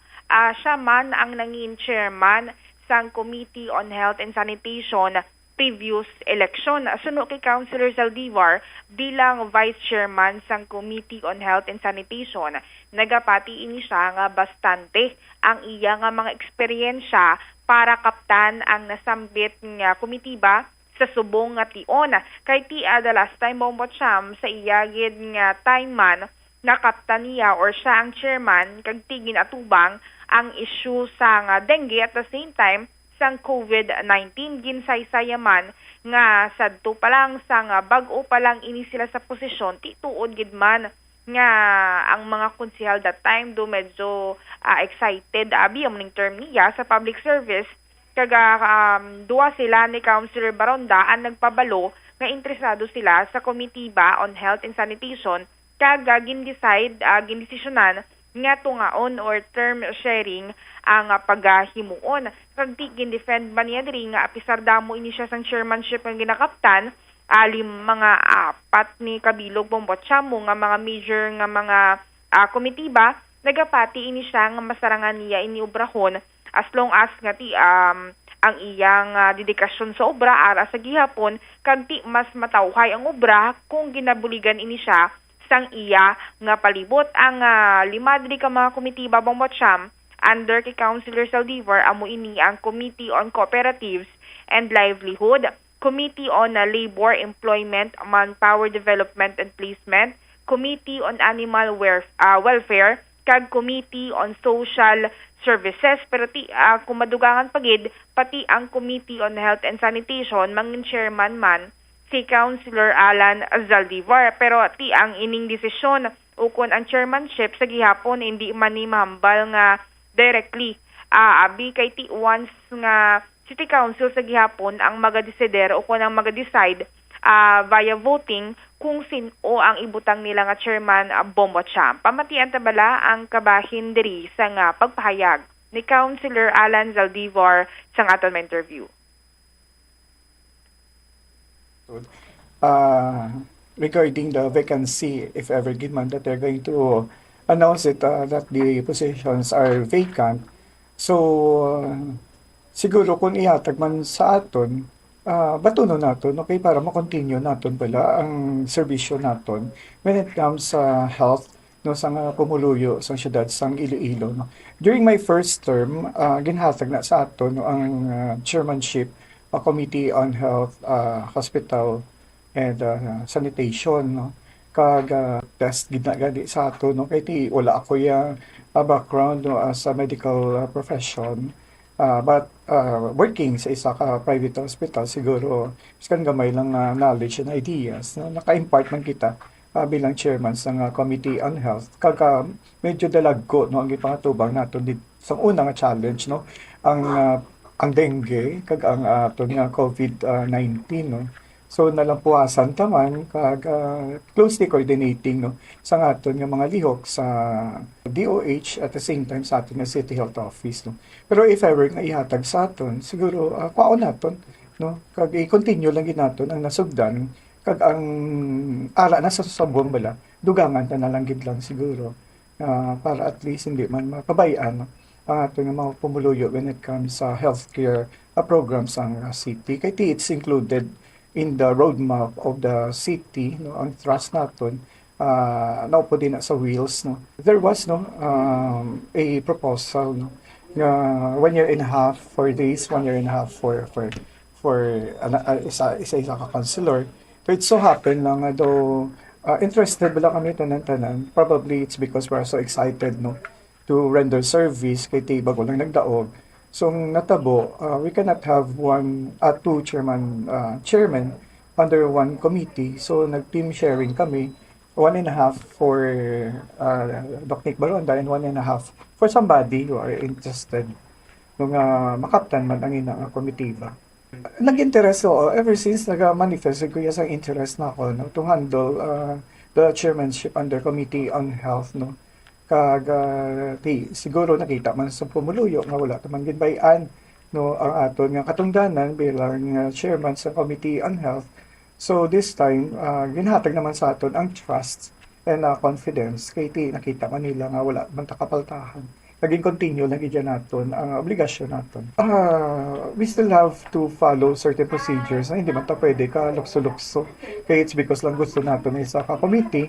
No, it will go on the process most probably to declare vacant ang ina nga position and then we'll go for votation kung sino man ang gusto sa mga upod naton nga mag-handle sa nga certain committees. Councilor, hindi man budlay sa part mo, sir, kay do medyo damo ka chairmanship ka nakaptan subong, sir. Tapos amo ni i-add for health and sanitation public councilor. For as long as you have your heart and you're enjoying what you're doing and the people around you are helping you, siguro hindi man mabugat para sa aton. Considering ba lang 5 major committees no ang ginhandle naton, kita ang chairman sang Committee on Cooperative and Livelihood, kita ang chairman sa employment, kita ang chairman sa animal welfare, kita ang chairman sa social services, kag kung idugang sa aton ang Committee on Health. No? But then, we still have to lay down everything on the table. No? Kaya base may mga hukdanan man, nga gusto mo nila, no, nga mo sila nga committee ba, and it's for the group to decide. No? Hindi ako yung mag-decide, kundi it's the majority no, who will decide. So, kung yatag nila sa aton, alam mo na ang committee ba, it simply shows nga may ara sila sa pagsalig sa aton. No? Nga mandol naton sa maayo. Regards with my relationship with Doc Nick Baronda, actually, he's one of the mentors, no? Naghatag man sa iyang advice, kag pag-guide man sa ako. We have a good relation. I have a good relationship with the Doc Nick Baronda. And not only Doc Nick Baronda, but likewise to everybody, no? Nga dira sa Sangguniang Panglungsod, no? So wala gid kita siguro sa kontra dira kag maamiguhon man kita, no, kag ginalanta man naton in a proper perspective bila, no, kung ano ang aton nga role kag kung ano ang aton nga katungdanan bilang isa ka konsehal kag bilang isa ka abyan, no, sa upod naton dira sa Sangguniang Panglungsod. Sa mga kabombo naton si Iloilo City Councilor Alan Zaldivar. Nagalibog ang ulo ko kay di bala ang inistoryanta di term sharing. Kag ang ila sining istoryahan sa term sharing, pila ganito, one year and a half. Ti nga pabuto-butuhan pa subungaw. Amo nag-ibang siya. Tumikita per nga wala sang pamulitika. Ano man? Amo pag ang ambal sa kilala ko, mag-ibang dyan gabi, ang ambal gani ko no, term sharing, pero ti kinanglan pa pabuto-butuhan, pero ti ilang taon ta kay wala sa gihapon man be directly kung ano ni nga proseso ang pag-obrahon kay ang matabo lang kid man diri bombot siyam i-open up lang ini siya sang majority floor leader o kung si sinoman nga konsihal ang pa-agendahon bala ipabutang sa agenda pero this time wala man sa gihapon sang naga first move nga konsihal para ipa-agenda ini siya kay ilang taon naton dira kung ano ang mga proseso kung may votation pagid man kay gentleman's agreement ining natabo pero nga may votation nga kinanglan pa bala ubrahon bomba cham. Hambal sang hangol-hangol kung kilala ti kay why sa may nagaduso sa mga konsehal da Bombotsam, ikaw na lang abi. O sige, ako pwede mala ako lang maduso Ika-13 ka bomba siyang makonsehal. Sus Maria kagusip, no? Sang una galalaway gid kita sang panglaghap nga dapat ang aton nga konsiho majority sina dira kun hindi man majority dapat may mga abogado gid dira nga ara dira para nga maplastar mayo ang mga legislative agenda, maplastar sa mayo mga resolusyon, mga ordinansa, so on and so forth. Ti pilang bilog bugado da Bombo Angel gani sa City Council Subong? 3 wala bang batsa mo? 3 ka bugado? 4 pati kay majority floor leader. 4 ka bugado sanday sino na si Attorney Sidpre Cabaluna, Councilor Rex Sarabia, Attorney Councilor Sarabia, Councilor Doron, Councilor Doron, Councilor Grace Parcon. Councilor Grace Parcon. Ti 4 bilog di dala utok nila ano man? Kinanglan ta pa back up sa mga batsuyan di sa syudad sa Iloilo? Gel? Ang lagi ibang botsyam kay gahulat lang gid man actually mo ang opisina ni Vice Mayor Jeffrey Ganzon. Di kay kung istorya, kung paistoryahon pa, may term sharing, kag before sang term sharing, as far as I can understand, may previous nga understanding dira. Ano bala maghambak ka nga sharing, how? Di bala may kung mag-sharing nga ginatawag, may kung sano pa bala ihatag ikaw, kung may sobra ikaw ihatag mo ina, kung matapos na dira depende sa inyo sini nga kasugtanan o ikaw naman dibulos i-share ko sa imo. Ti nagdeklara lang yang sige ma-term sharing ta sa mo sini nga komitiba pero why gintumod kung kay sino i-share? Kung hindi man amo sina Bombo Angel ang nadumduman ta? Initially Bombo Cham sadto ilan nga storya sadto pa lang balaan man nila kuno nga after kay Councilor Nick Baronda identified na nga daan po no si Councilor Ganzon kag si Councilor Zaldivar nga magasalo sang duha ka komitiba, pero amuning initial information nga magaagi kuno sa votation kag majority sa gihapon ang maga-decide kung sila nga duha ang makapot sang duha ka mga komitiba nga halin kay Councilor Baronda Bombotcham. Pero with this one do sa gihapon do granting for the sake of discussion nga maagi pa sa binutuhay, maagi pa sa musina, paano kita makalabot sa punto nga magbinutuhay na dira kay way gani isang movement? Di ba, Jel? Wala gid sang first move Bombotcham. Oh. Dito talang na refer sa Sangguniang Bayan sa Pabiya, basi sila to makadesisyon? Duwa na ni kasemana, duwa na ni kasesyon yata ang do waiting nga on the floor ning agenda nga nimo. Ano ni mga konsyal naton dira, mga lawlaw? Kaya mo to galing ambal mo last time, kung magpadalagan ka niliwat, dapat mangkuto na ng performance Bombotcham. Bisan sa mga re-electionista Ano inimuan mo? Basi ko nang inimuan mo, gusto ka na magsuksok Amerikana? Ka magsuksok kurbata, kag maglambidan, tiil mo da mag-sisyon, kag isikan ni motion. Inunto. Jel? Kaya mo na Bombotcham. Aside sa second demotion, upod ma-sponsor sang ordinansa. Sponsor sa ordinansa. Kung sponsor ito sa mga liga-liga, nalipay. Pato mga nagabasket sa inyo. Jel? Kaya mamagid Bombotcham, may kalabanan dira. Ilang taon ta ni kay initially after the Holy Week, istoryahan niliwat sa City Council ang matters ng term sharing ako ng taon naton kung ano sila mga proseso nga pagaymuon kung may votation pagidman kay gentleman's agreement term sharing ni Bombotcham ang ginaistoryahan sa bahid sang Iloilo City Council. All right. Ini si Bombo Angel Pichiliertan para sa the number 1 and most trusted radio network in the country, ang Bombo Radio Philippines. Basta Radio, Bombo! Ini ang Bombohanay sa Udto, diri sa Bombo Radio Iloilo. Ano ang expertise sa mga konsyal naton dira sa siyudad sa nga Iloilo? Nga, for example, nagakinahanglan sa nga resolution of no objection, pero napaslawan nga magkuha, wala sang nagakaigo nga special permit to conduct a certain activity, particular bulang abi, pero kung istorya-istoryahon lang direkta sang tag-iya, ang nagapungko sa komitiba, bisan waay isang proper documentation, verbal talks only, sugot lang na yon?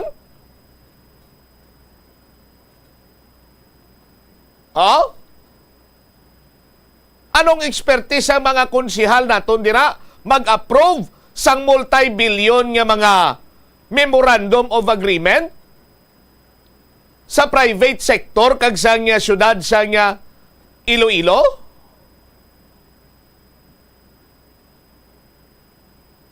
Di ko mag-amo sina ano man? Anong butsilingon ni Bombotchaman? Eksperto lang sila kung may ginahangla sila kag may ginateleskopyo to sila nga base pa lang may makapayuhom man sa ila later on. Amo sina? Pero ang plastar kag pagpasiguro nga wala sang mabakante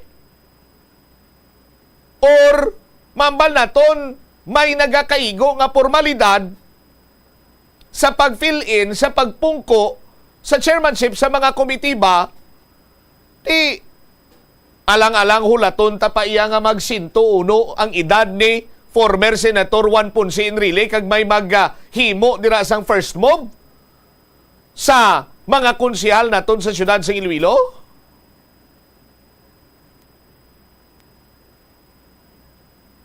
Hindi naman iya kahambal ang mga konsihal dira nga ti kinanglan ipaagitan ni sa proseso. Naintindihan taman may mga proseso kinanglan kuno nga buto-butuhan pa ini. No? Tiano, para kuno abi nga ti do hindi malahalata nga ginpolitika si Dr. Orminico Marunda kay nagbulagay nas Jerry Triñas kag si Jamjam Marunda. Bisan ano nyo pa nakatago kag kadribol-dribol, naintindihan na nasa mga Ilonggo kay hindi kami mango.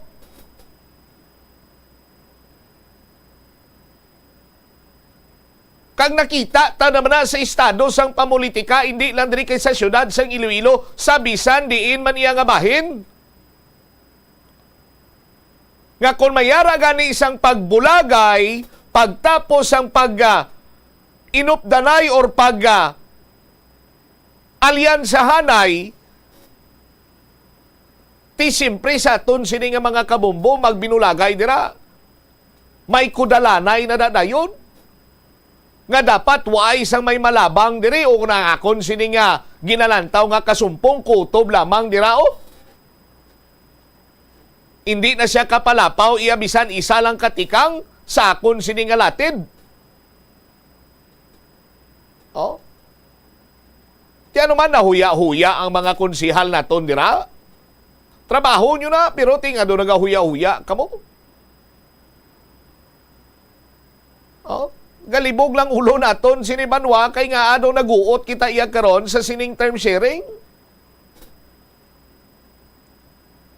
Nga ti klaro naman na ka ginapang himos-himos ka ginakudalan na yan ni Mayor ang iya sining ugsaran. Kag ang luyag ni Mayor nga matabo is that masigurado niya nga ang iya sini iya nga mga kaupod lunsay tanan kalyado, hindi kay kontra.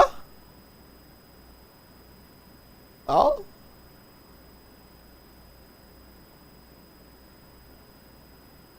Amo ginaiya ang naturalmente isang pamulitika? Tinagadwa-duwa pa mga konsihal ta kay base malamuran sang politika, hindi nyo na matago. Kay klaro na nas mata sang pumuloy sa syudad sa niya Iloilo. Ti may ara kita subong sang gindeklarar kagapon ni Mayor Jerry Triñas may kantanan to sa Pertusis to bla. Oh? State of kita, emergency. Oh? Correct me if I'm wrong. Sa deklarasyon kagapon may kantanan sa Pertusis. Outbreak. Oh. Ti may outbreak na deklarar na nga may outbreak sa nga Pertusis. Oh. Ti karon kay Dugalibog Pangulo kung sino mapungko as committee chairman sa Committee on Health. Ti ano? Wa iya sang himuon sini nga mga nagakaigo man iyang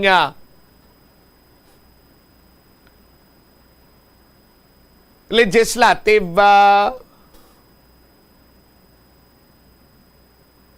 ano nang tawag sina dira?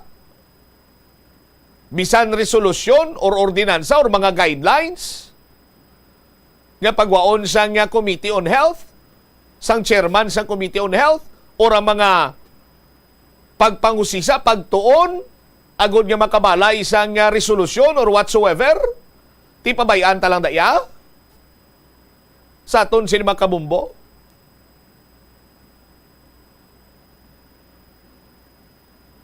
Kay nastapid ang utok sa mga konsihal ta kung paano nila itugyan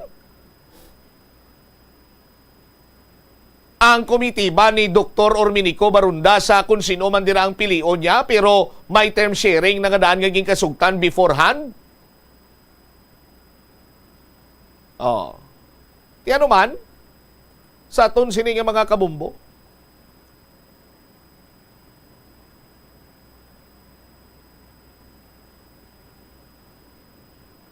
Tinagalibog ang ulo naton.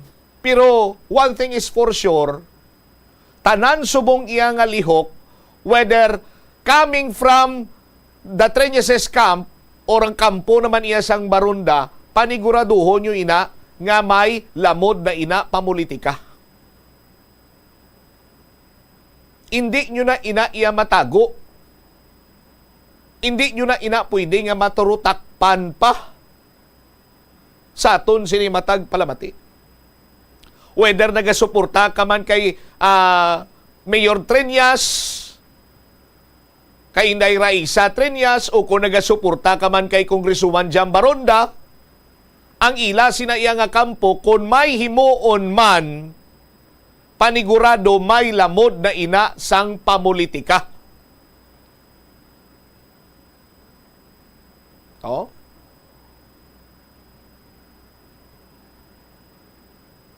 Tikon ara kapaiyagyapon sa paminsaron nga ti ipaagi ta sa amonyo para nga ang mga pumuluyo hindi maghambal nga gin politika ta si Orminico Brunda. Oh, panos na iya nga sahi isang paminsaron imo. Oh. Kung makaon mo na, ti laban-laban ma-LBM kas na. Worst, no, ma-food poisoning ka na sila. Ti sulod na nasa silupin kag yaboy tos basurahan. Kay pa-insertan ta ka 2.0 nga microchip ang imo sining utok. Ini ang Bombohanay sa Udto, diri sa Bombo Radio Iloilo. Kadamo lang ya sang pautot kag istorya kuris-kuris subong. Kay kisyo may amo sini, kisyo may amo sina, way sa may gaduso. Oh. Maton, sa ton sini mga kauturan, luyag ya pagwaon sa mga konsihal, nga way lang sang lamod pamulitika, no? Ang paghublas sang komitiba sa kay Councilor Orminico Barunda. Ti kung way sang lamod sang pamulitika ina, sa aton sini makabumbok kag kung naga sandig ina sa procedure, rules, sang sangguniang panlungsod, ti nga hasta subong way pasang may duso. Way pasang may nagduso nga istoryahan ining term sharing or istoryahan ang pagtugyan sang kinakas nga komitiba sa kay Councilor Barunda kag kung sino ang pagatugyanan sini. Oh? Sa aton sini nga mga kabumbo. Hindi ka mo maguyaw-ya, mga city councilor, no? Abot na ni Rocket, abot na ni Bubot ang mga sitwasyon dira kay subong ako taman kag sa hindi mambakadugay pa iyang eleksyon pero no?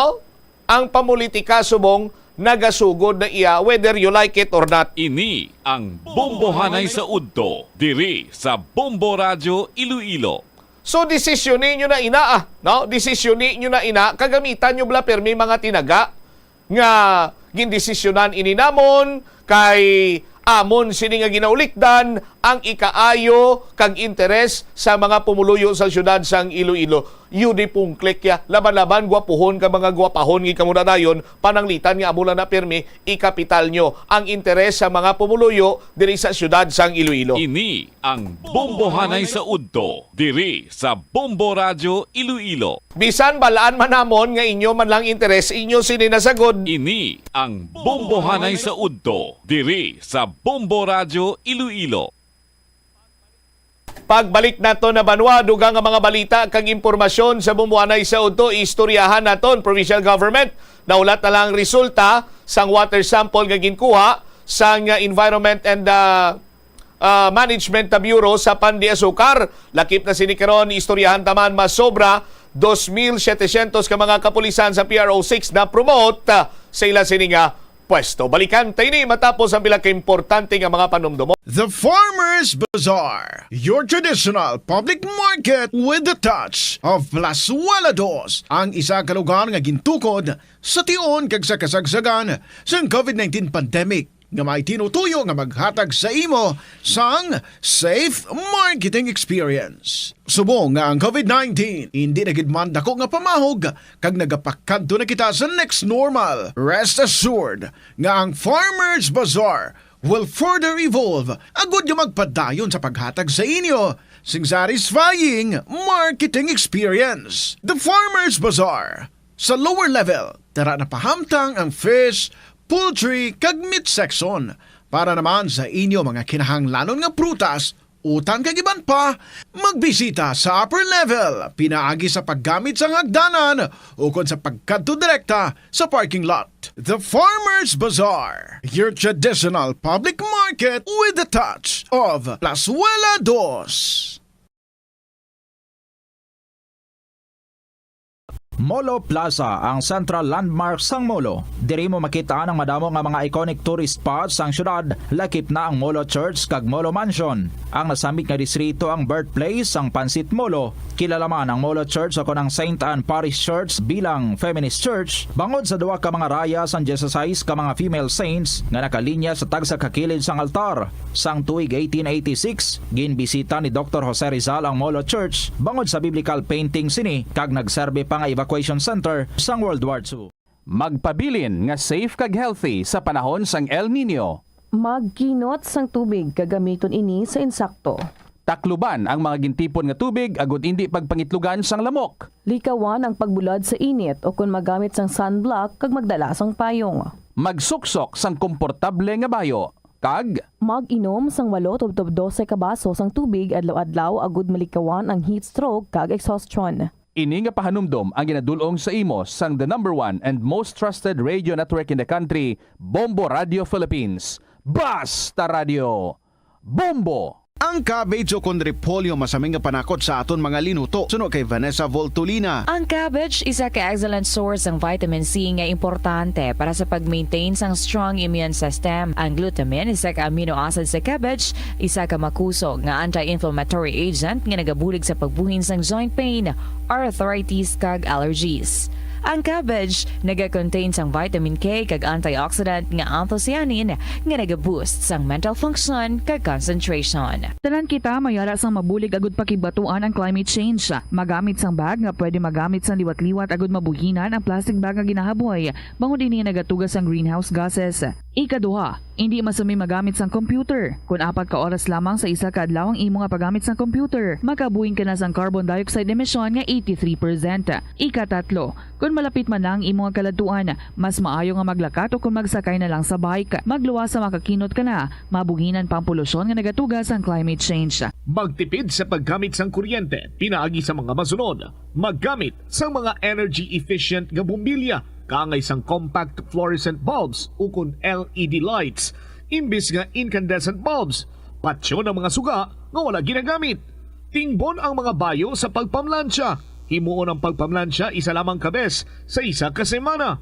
Buksan ang inyo bintana agud makasunod ang preska nga hangin kag silak sang adlaw sa sulod sang balay agud malimitahan ang paggamit sang electric fan kag suga. Ang El Nino ang natural nga nagakatabo sa bilog nga kalibutan sa diin maeksperiensyahan ang pagtaas ang temperatura.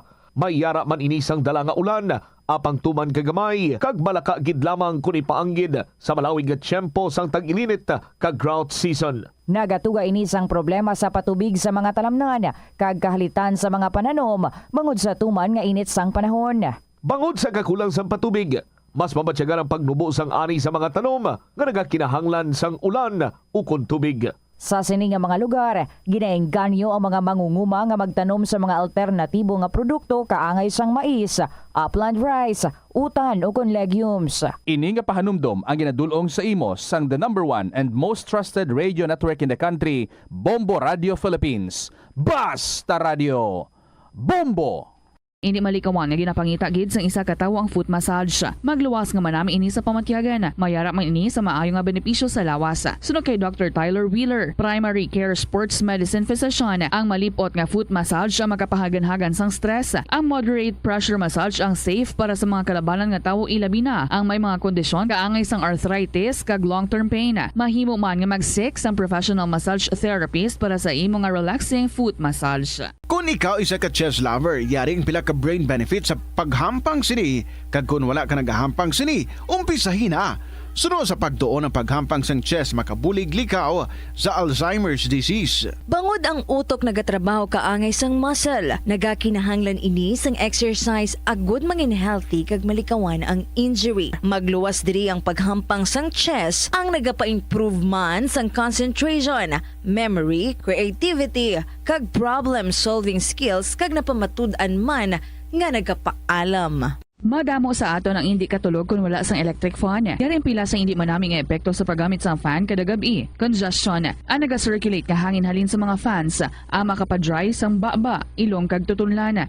Allergies, masami nga madala sa hangin ang mga yabok na naga-trigger sang allergies. Makatugas ang muscle cramp ang hangin nga naghalin sa mga electric fan. Amo nga kun kaisa, may eksperyensyahan lang masakit nga lawas kung magbugtaw. Importante man nga regular nga tinluan ang fan blades, agad masigurado nga hindi ini pagkiniran sang yabok. Sa patatas, masami ginahaboy na lang nato ng panit. Suno kay Dr. Cynthia Sass, isa ka nutritionist, ang panit sang patatas na makabulig sa increased potassium intake. Ang potato skins naga-provide man sang source sang iron nga isa ka essential mineral nga ang primary function nagalakip sang pagsuporta sang red blood cell function. Ini nga cells naga-contain sang dako nga amount sang hemoglobin, ang protein nga naga-bind sa oxygen halin sa ginahaklo ang hangin kag ginadala ang oxygen sa bilog nga lawas. Yari ang mga household level fire safety measures nga dapat tandaan agud makalikaw sa sunog sa balay. Hindi magbutang o kung magtipon sang flammable substance o kung chemical nga makatugas ang sunog sa kusina o kung sa sulod sang balay.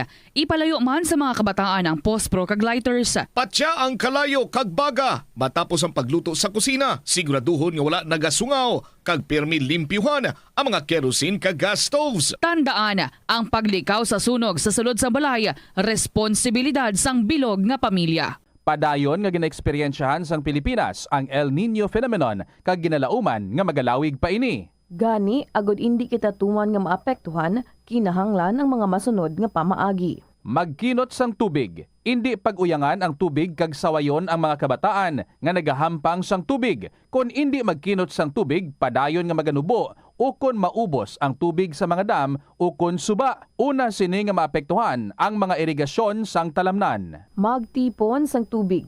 Kung nagagamit ka sang shower sa pagpaligo, mas maayo nga ipaiway anang ini kag magamit lang sang kabo. Ini bangod mas madamo ang makonsumo nga tubig kung nagagamit sang shower. Dapat man nga magamit sang baso kung ikaw ang nagapanipilyo, bangod kung kaisa, ang iban nga tao nagagamit na lang sang gripo, samtang sige-sige ang patubod sang tubig. Ini nga pahanumdom ang ginadulong sa imo sang the #1 and most trusted radio network in the country, Bombo Radio Philippines. Basta Radio Bombo! Atensyon sa mga mahilig magamit sang aircon. Nagpaandam ang medical expert batok sa mga balatian nga mahimo makuha gikan sa sobra-sobra nga paggamit sini. Sino ka Dr. Maria Encarnita Limpin, isa ka experienced healthcare specialist, mas maayo nga tsakyaron nga malimpyo ang hangin nga nagikan sa aircon, bangod kun mahigko, mahimo ini nga magtugas sang impeksyon kag mga balatian kaangay sang pulmonya. Gani hagan-hagan na lang ina bangod bisan makabulig ini sa imo sa maginot nga tiyempo, may risgo man ini sa imo nga ikaayong lawas. Sa pagbugtaw mo sa aga, cold baladayon nga tubig ang imo ginainom?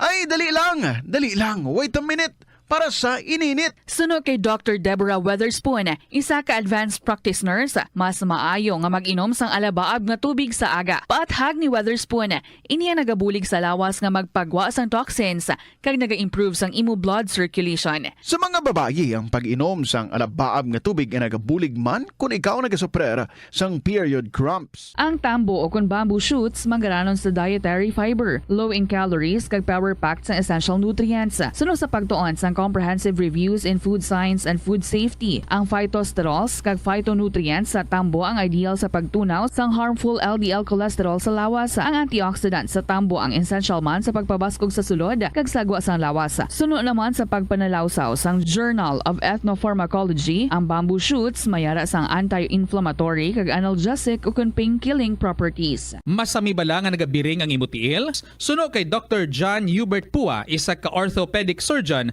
masami nga mabatyagan ang cramps sa idalom nga parte sang lawas. Apang mas delikado kung masami mo ining mabatyagan sa ibabaw nga parte sang imo lawas, kaangay sang kamot, bangod posible ini nga palatandaan sang mas malala nga balatian, kaangay sang sakit sa tagipusoon, diabetes, kag hypothyroidism. Nagpanugyan ang doktor nga ang pinaka-epektibo nga solusyon sa cramps amo ang stretching exercise tubtob madula ang pagbiring. Nakahibalo ka bala nga ang color ang makaapekto sang imo nga modo? Santo sa pagtuon sang American Home Shield, mayara sang correlation ang color kag mood. Kaangay sang pula nga nagapataas ang blood pressure kag heart rate. Apang mas maayo ang duag nga pula kunyara ini sa kusina, bangod mas nagapagana ini sa pagkaon. Ang shades nga blue kag green ang ginaabiso sa mga psychologist nga nagakadapat yara sa sulod sang imo kwarto, bangod ini nagapakalma sa paminsaron sang tawo. Likawan ang mga disgrasya nga dulot sang kuryente. Tabunan o konselyuhan ang mga wala nagamit nga electrical outlets. Ihaboyo kung ipa-repair ang mga electrical items nga may samad nga cords. Hukson sa saksakan ng mga electrical appliances antes ini i-repair. Hindi paghuslo na mga plug halin sa outlet nga ginabutong ang cord kay basi mabugto ini. Hindi pagpunon sa nakasaksak nga mga appliances o kon gadgets sa mga salaksakan. Hindi magtandog sa electrical appliances kung basa ang imo mga kamot. Likawan ang pagsaka o kung pagtandog sa puno o kung sangasang kahoy nga may nagalaylay nga kuryente. Ang kasubo kag depresyon ang hindi pareho nga balatyagon. Ang depresyon ang hindi gulpiyada lang nga nagakatabo sa isa ka tawo. Masami man nga ginakabig sa mga tawo nga depressed ini bangod sa kasubo nga nagakabatyagan. Ang kasubo temporaryo lang nga nagakabatyagan sang tawo kag masami nagadugay sang pilalang kaadlaw. Samtang makabig naman nga nag-experience ikaw sang depresyon kung masobre na sa 3 ka bulan nga nagabatyag ikaw sang kasubo. Importante nga mahibaluan ang mga naga-trigger sa amo nga balatyagon, agud nga mahibaluan kung paano ini nga bulngon. Nag-umpisa na ang El Nino phenomenon. Kag bandabo ini sang epekto ilabi na sa palibot, kaangay na lang sang pagbago sang kalidad sang tubig. Pagkapatay sa mga isda bangod sa pagbago sang kalidad sang tubig, kag pagtaas sang posibilidad nga magka-red tide. Mas gamay ang isda ang mahimo mahulik bangod posible nga mag-migrate ang mga ini bangod sa pag-init sang tubig kag pagnubo sang tubig sa mga dam nga mahimo mangin rason sang pagnubo sang supply sang tubig. Ini nga pahanumdom ang ginadulong sa imo sang the #1 and most trusted radio network in the country, Bombo Radio Philippines. Basta Radio Bombo! Ang simple nga paghusay sang buhok ang may pila ka maayo nga benepisyo sa lawas. Sunod kay Arthi Ragurama, founder sang Dega Organics nga nagaproduce ng handmade bath kag body products sa New Delhi, India. Ang mga tawo nga may dry hair, ang masami hindi mahilig nga maghusay sang buhok bangod sa kahangawa sang hair fall. Apang ang masami nga paghusay sang buhok ang makabulig sa blood circulation sa aton nga scalp. Naga-nourish man ini sang hair roots, naga-promote sang growth, kay nagabulig man agod nga malikawan ang hair loss. Nga ginadubilian ang iligal nga droga. Makamamatay. Ang nagagamit sang shabu posible mapatay tungod sa cardiac arrest o kung hindi gani tungod sa drug overdose. Makaguba sang lawas. Makadulot ini sang pagkaguba sang kidney o kung pag-angkon sang hepatitis. Posible man nga malatnan sang acquired immune deficiency syndrome o kung AIDS. Maglikaw sa iligal nga droga para sa matawhay kag malinong nga komunidad kag pamilya. Isa ka man bala sa mahilig magsuksok sang skinny jeans? Manami ini nga isuksok bagod nagahurumagi ng kanami sang legs ng isa katawo. Suno kay Dr. Hillary Jones, Tena Brand Ambassador sa Texas, may dako man nga epekto sa lawas ng lalaki ang pagsuksok sang skinny jeans. Iyaring pila kamalain nga epekto sa pagsuksok sang skinny jeans. Makatugas ang permanenteng muscle damage. Mas maayo suno sa eksperto nga maggamit sang cotton fabrics. Agod mangin komportable kag magkalikaw sa hindi maayo nga epekto sa lawas sang skinny jeans. Paano bala mahibaluan ang isa ka impormasyon nga nagapatalang? O kun sala? Una, i-check gid ang source kung sa diin inihalin. Kung ang impormasyon halin sa reputable news outlet, makit-an ini sa ilang website. Ikaduha, i-check ang petsa sang gin-publish ang impormasyon o kun ang article. Ikatatlo, i-check ang detalye sang impormasyon. Basta hagid ang bugos nga istorya bangod posible nga ang detalye ang malayo katama sa nakabutang sa headlines. Mag-fact check. Kon kaisa, bangod sa imo nga kaakig, stress kag disappointment sa kabuhi, nagadesisyon kamo nga wala ninyo ginapalibugan kag ginapadalman. Gani likawi nga maghimo sang desisyon kon ikaw ang akig. Hatagi sang oras ang imo nga kaugalingon, bangod ang imo nga first idea ang hindi mo man kon kaisa makabig nga best idea. Makabulig man nga magpangayo sang perspektibo sa ibang nga tawo, ilabi na kon siya ang nagapangatubang man sang kaangay nga sitwasyon sa ilang nga kabuhi. Kun ang desisyon nga imo ginhimo ang wala nangin madalagon, hindi napagbasulon ang kaugalingon. Mga kabombo nga motorista, yari ang mga pamaagi agud makatipid ka sa gatong. Ipasiguro nga yara permi sa maayong nga kondisyon ang imo salakyan. Check yara ang imo nga goma kag siguraduha nga yara sa husto nga tire pressure. Likawan nga naka-idle ang makina sang imo salakyan bangod nagakonsumo ini sang gatong. Buksi ang bintana sang imo salakyan kag magamit lamang sang aircon kung kinahanglan. Kag pakamaayuha nga mag-commute na lang o kung maglakat-lakat kung malapit man lang ang imo kadtuan. Likawan ang aggressive driving kag padalaga na ang imo salakyan sa husto lamang nga kadasigon. Agud makalikaw sa food poisoning o kung paglain sang tiyan, sundo ng ining mga pahanumdom sa pagpreparar sa mga pagkaon kag ilimnon. Manghugas ang kamot kag ipabili ng katinlo antes kag pagkatapos ang paghimos. Kung nagamasakit, likawan ang pagpreparar sang pagkaon para sa iban. Siguraduhon nga naluto sang husto ang pagkaon. Kung mahimo, kauno ng pagkaon samtang mainit pa. Siguraduhon ang katinlo sang pagkaon agud ang selebrasyon mangin mas malipayon. Nakasimba ka na bala sa Miagao Church? Ini ang kilalaman sa tawag nga Church of St. Thomas of Villanova. Ang construction sa nasabit nga simbahan ang nakumpleto sa tuig 1797. Sa subong, ang Miagao Church ang isa sa mga tourist spots sa Iloilo. Popular ang Miagao Church sa detalyado kag artistic sculpture sini nga nagapakita sang Spanish, Muslim kag Chinese traditions. Ang Miagao Church ang gindeklara bilang UNESCO World Heritage Site sang Desyembre 11, 1993. Kung sa imo pagbugtaw, magpalanakit man lang ang imo lawas, basi hindi ka naman namian magtulog. May panugyan ang pain medicine specialist nga si George Gergis. Simple lang. Una, maglikaw sa pagkaon nga nagapromote sang inflammation. Pilion mo ang madamo nga utan, prutas, whole grains kag seafood, bangod ginapataas sini ang antioxidants nga nagabulig sa pag-reduce sang inflammation. Mag-exercise apang hindi man pagpatamaan. Ang movement nagalubricate sang joints gani nga makalikaw sa pain kag stiffness. Ang cyberbullying among paggamit sang offensive kag masakit nga mga tinaga online na ukon pinaagi sa text. Ang bullying ang nagatuga sang kasubok kag depresyon sa biktima. Magluwas ni, magabatyag siya sang kaakig, pagkadula sang interes sa mga butang nga iya naluyagan kung ikaw ang ginbully. Una nga tika nga imo himuon, amo nga magpangayo sang bulig sa tawo nga imo masaligan. Paano ka bala makabulig nga mauntat na ang bullying? Simple lang, don't be a bully. Hindi mag-post online nga makahatag sang sakit sa balatyagon sa isa ka tawo. Kadungan sang pagtigulang, nagataas man ang risgo sang vitamin deficiencies nga nagatuga sang physical kag emotional changes. Santo sa isa ka scientific study, ang B vitamins ang importante agud nga mag-function ang body cells nga nagabulig sa metabolism, paghimo sang bago nga blood cells kag nagabulig sa pag-maintain sang healthy skin cells, brain cells kag body tissues. Magluwas sa supplements, lakip sa mga pagkaon nga bastante sa vitamins sa ang karne, whole grains, prutas, gatas, cheese kag mga ulutanon. Nagabulig sa paglikaw sa nanuhay tuay nga balatian ang simple nga pagkaon sang citrus fruits kaangay sang pomelo nga puno sang powerful immune boosting antioxidant. Ang pomelo ang puno man sang lycopene, isa ka anti-inflammatory, anti-aging antioxidant nga nagapanami sang supat.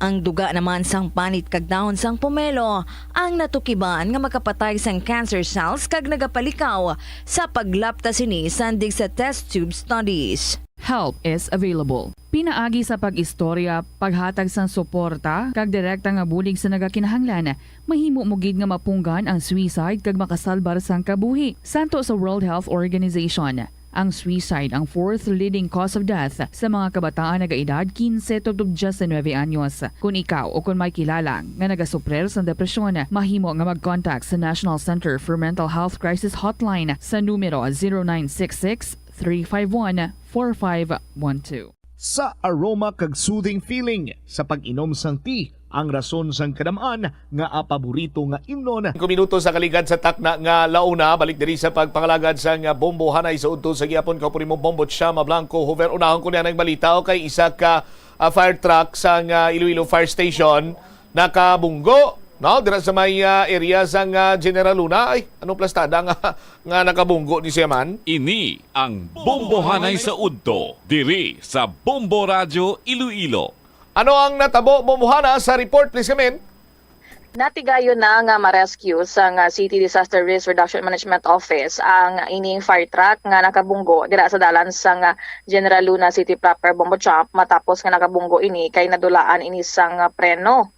kay humalin ini sa Molo substation kag ginapanag-iyahan sang Molo substation ang ining fire truck nga padulong na kuntani sa Iloilo City Fire Station apang namatyagan sang ining driver kag ginamaneho man iya ni Fire Officer 2 George Benedicto nga nadula ang iya nga preno ginpahinay-hinayan niya ini kag ginbunggo na lang sa waiting shed dira sa maildalan sang General Luna City proper kay may nagasunod pa sa iya nga salakyan kag may nasa una pa niya nga salakyan apang wala na lang sa may madalahig tigin bunggo na lang niya ini sa may waiting shed apang kay timingan man nga may magnanay dira kay tiagin sugat sang nanay niya ang bata ang nag-eskwela dira malapit nga eskwelahan apang kay maswerte lang kag nakalikaw ang ining mag-iloy kag wala man naulamid sa naging bunggo nga fire truck sa ining driver sa dira sa waiting shed Bombo Champ. Sa interview sa Bombo Radio kay Police Staff Sergeant Jeremy Minerva, ang traffic investigator sa Iloilo City Police Station 1, iya ginapahayag nga safe man ang tanan nga fire officer personnel nga on board sa may fire truck kag kapin pa o kung lakip na ang driver kag amo man ang ining nagabantay dila sa salakyan sa may waiting shed. Kag sa iya nga pag panaysayon man diri patagwa na lang sang ilang fire truck kag ipaguyod na lang ang gining fire truck na nakabunggo dira sa may waiting shed sa dalanon sang General Luna City proper. Yari wala kapamatian naton ang pahayag ni Police Staff Sergeant Jeremy Minerva. Ang muling fire truck iyasang Mulo substation, from Mulo substation heading towards tani sa Iloilo City fire station. Ano natabo sir exactly kamusta ang investigasyon sa driver? Based on the investigation and according to the statement of the driver na si Fire Officer 2 George Benedicto, lost control sila kay tungod nga there's a faulty brake, no? Naman brake ang ilang fire truck. So that's why nag-decide na lang i-bump nila dito sa waiting shed to avoid more damage pagit kag may mga ma-injured ng mga civilians. So dulaan ini sa preno sir? Yes, according sa driver na mataas na preno. May mga nagasunod pa sa iya that time sir? Yes, may mga nag-travel along General Luna, pero isang nababatsagan niya ng adawadan sa Laprino, hinahina niya lang and then nabump lang diri sa waiting shed. Mayo kay waiting shed ini sir, wala sang may naulamit ka nagabantay diri nga pasay. Kagi nami ari diri sa kananay, together sang iyang apo nga nagsugat diri sa SPED, diri sa eskwela. So one step ahead na gid kag taninigo sila. Pero nakalikaw sila. Ang naigo lang tong mga dala nila nga kamatis kagang bags ng bata. So, all in all, safety man sila. Diyan sa nalagyo nga parts or diri? Diri sa left side. Timayo lang kaya nakingagaw dito sila? Yes ma'am, may nakingagaw sila no. Wala man injury. Except sila sir, napagid mga investigation, sir, ang nagdulaan sa preno, ang driver itself, wala man. Yes, ang the driver, si Fire Officer 2 Benedicto together with the Fire Officer personnel nga on board sa fire truck, tanan sila, safety man sila, wala man sila nag-complain any sustained injury sa ilang mga lawas, no? So, safe and sound man sila tanan, no? As of now, sir, ikuha na lang nila? Yes, as of now, arang ilang fire truck rescue fire truck para iguyo doon, kaya hindi sila mag-risko nga i-travel luwat kay amo na gani, wala free, no? So, they decided to call for help sa ilang fire truck para nga guyo doon, and then going sa ilang motor pool para kayo ng problema sa ilang fire truck for safety purposes. Ano sa history sining truck, sir? Wala gina sa sir kaagi man na discussion na based sa information sa driver, wala man kuno kay kagapon nagresponde man sila sa sunog. Okay mo kuno, wala man problema ang fire truck.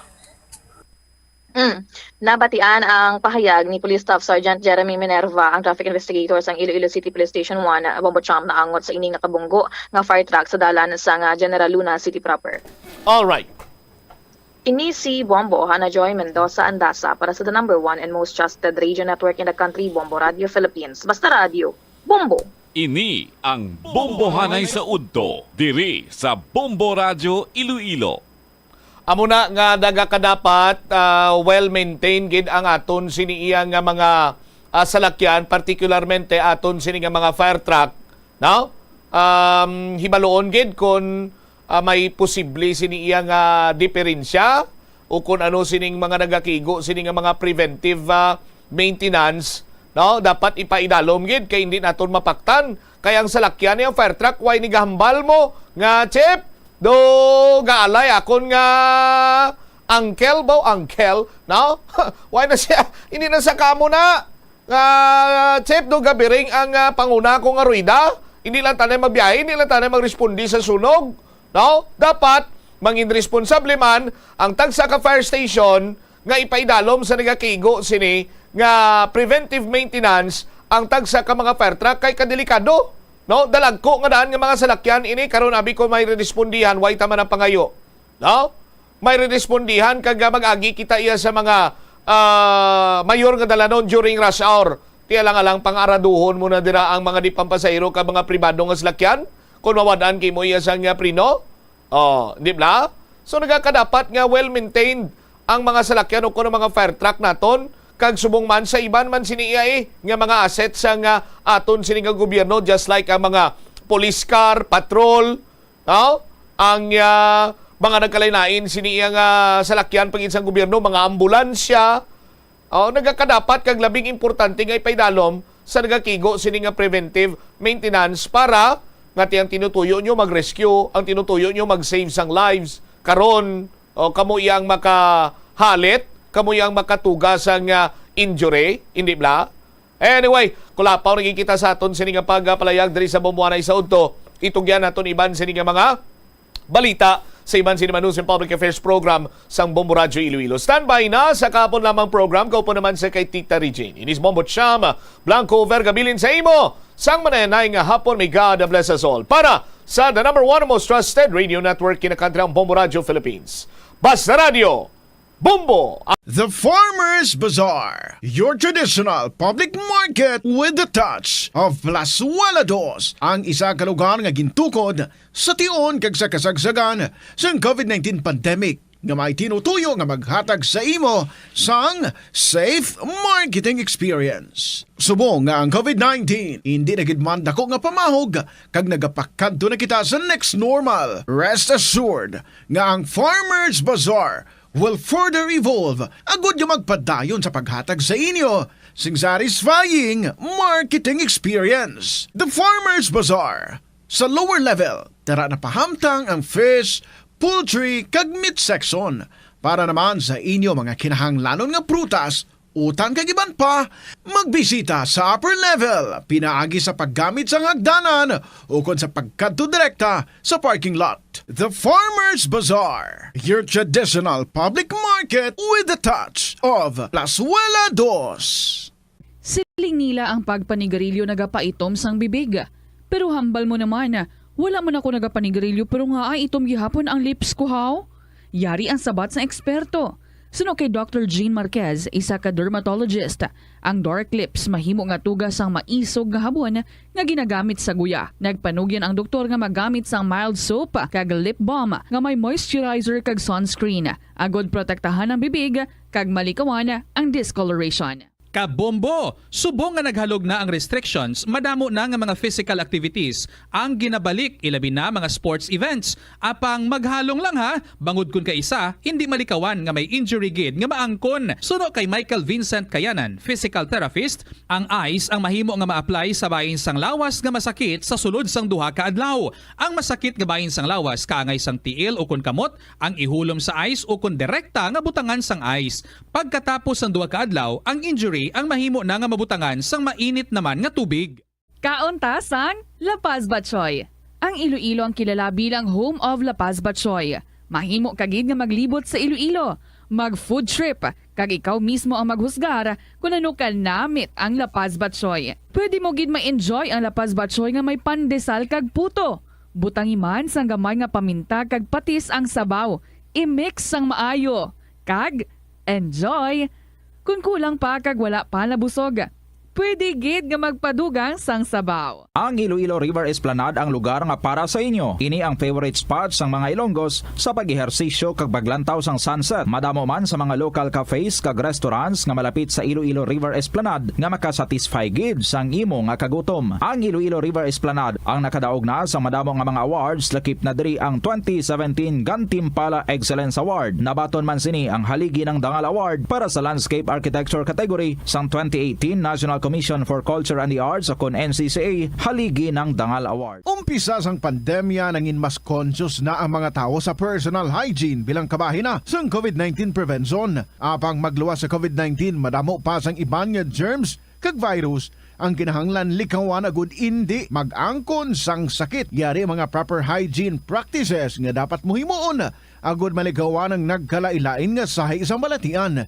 Insakto nga paghugas sang kamot, pagpaligo adlaw-adlaw, pagpabilin sang good oral hygiene, pagsunod sa cough and colds etiquette. Yari ang masunod nga mga energy safety tips agud maging safe ang tanan. Sa tion sang bagyo, kung may anunsyo na nga storm warning, mag-charge na sa mga cellphone, emergency light, kagiban pa nga mga device, bangod mahimo nga madula ang kuryente. Likawan ang paggamit sa mga appliances kung may bagyo. Sa pagpamati sang balita, mas maayo nga magamit sang battery nga radio. Kung ginalauman ang pagbaha sa inyong lugar, mas maayo nga i-off gilayon ang main switch kag circuit breaker. Agud malikawan ang disgrasya kag pagkaguba sini. Pila ng imo edad? May savings ka na bala? Ang iban sa aton nagakabudlayan magkinot o kung mag-save sang kwarta. Apang paano bala iniumpisahan? I-separate ang wants kag needs. Pamangkuton ang kaugalingon kung bala kinahanglanon gid ang imo nga baklon. Kung ginakulang ka na sang kwarta, hindi ini dapat pagastuhon sa butanga hindi man lang importante. Kung hindi ka gid makakinot, mas maayo nga buhinan mong imo expenses. Mag-set sang goal. Umpisahi ang pagpanumdum kung para sa diin o kung para sa ano ikaw nagakinot. Hindi lamang sa jeans o kung tugas ang katigulangon ang rason sang hair loss o kung pagkaunot sang buhok. Natukiban sang health expert sa South Korea nga ang hair loss ang tuga sang environmental factors. Sa bugos nga kalibutan, nagalabot sa 4.2 million ang nagakapatay bangod sa outdoor air pollution suno sa World Health Organization. Mas sobra 90% sang populasyon sa kalibutan ang nagaistar sa populated areas sa diin ang heart attacks, aggravated asthma, irregular heartbeat kag poorer lung function ang pila lamang sa epekto sang air pollution. Madamo sang balatian ang mahimo nga maangkon bangod sa El Nino season. Gani pahanumdum sa publiko nga maghimo sang precautionary measures bangod sa tuman nga init. Kagkakulang sang tubig ang posible kabangdanan sa mga balatian, kaangay sang asthma, cholera, dengue, diarrhea, fatigue, food poisoning, heat cramp, heat stroke, sunburn, typhoid fever, kag iban pa nga balatian bangod sa pagkonsumo sang pagkaon nga apektado sang red tide.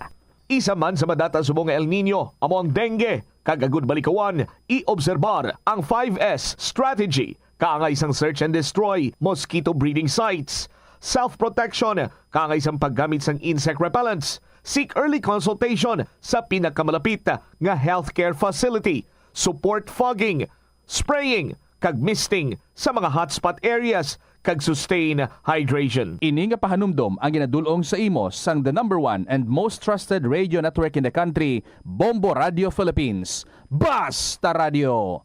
Bombo!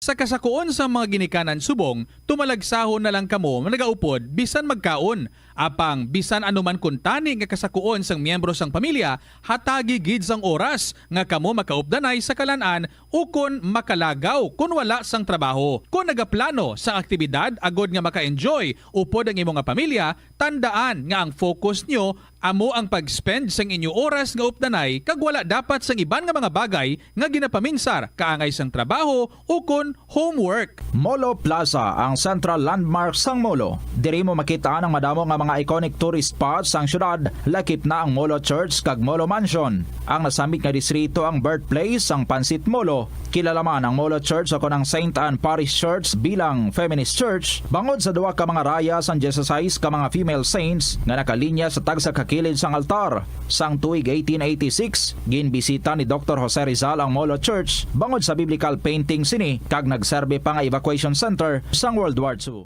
Magpabilin nga safe kag healthy sa panahon sang El Nino. Magkinot sang tubig kagamiton ini sa insakto.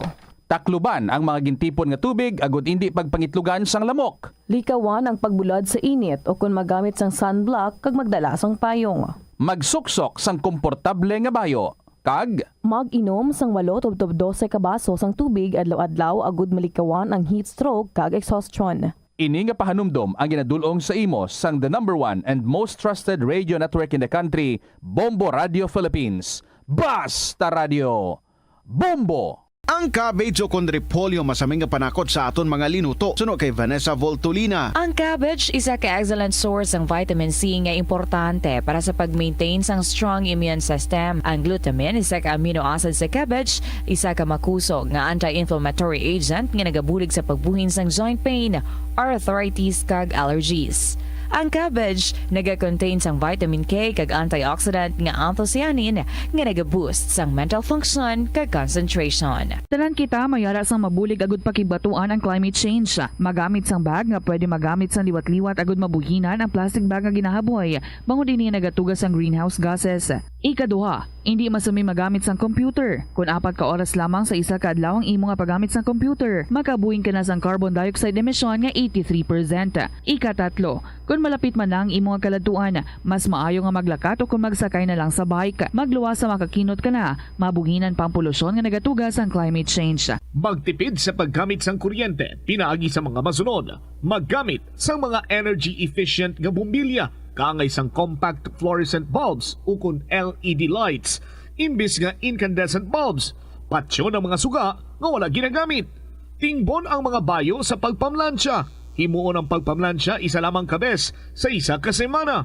Buksan ang inyo bintana, agud makasulod ang preska nga hangin kag silak sang adlaw sa sulod sang balay, agud malimitahan ang paggamit sang electric fan kag suga. Ang El Nino, ang natural nga nagakatabo sa bilog nga kalibutan, sa diin maeksperiensyahan ang pagtaas ang temperatura. Mayara man inisang dala nga ulan, apang tuman kagamay, kag malaka gid lamang kung ipaanggid sa malawig nga tiyempo sang tag-ilinit kag drought season. Nagatuga inisang problema sa patubig sa mga talamnan, kag kahalitan sa mga pananom, bangod sa tuman nga init sang panahon.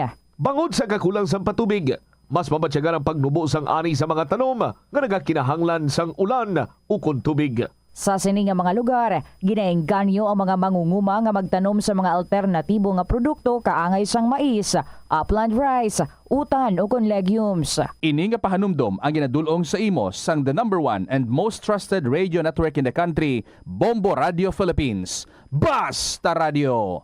Bombo! Hindi malikawan nga ginapangita gid sang isa ka tawo ang foot massage. Magluwas nga manami ini sa pamatyagan. Mayara man ini sa maayo nga benepisyo sa lawas. Sunod kay Dr. Tyler Wheeler, Primary Care Sports Medicine Physician, ang malipot nga foot massage ang makapahagan-hagan sang stress. Ang moderate pressure massage ang safe para sa mga kalabanan nga tawo ilabi na ang may mga kondisyon kaangay sang arthritis kag long-term pain. Mahimo man nga mag-seek sang professional massage therapist para sa imo nga relaxing foot massage. Kung ikaw isa ka chess lover, yaring pila ka brain benefit sa paghampang sini. Kag kung wala ka nagahampang sini, umpisahin na.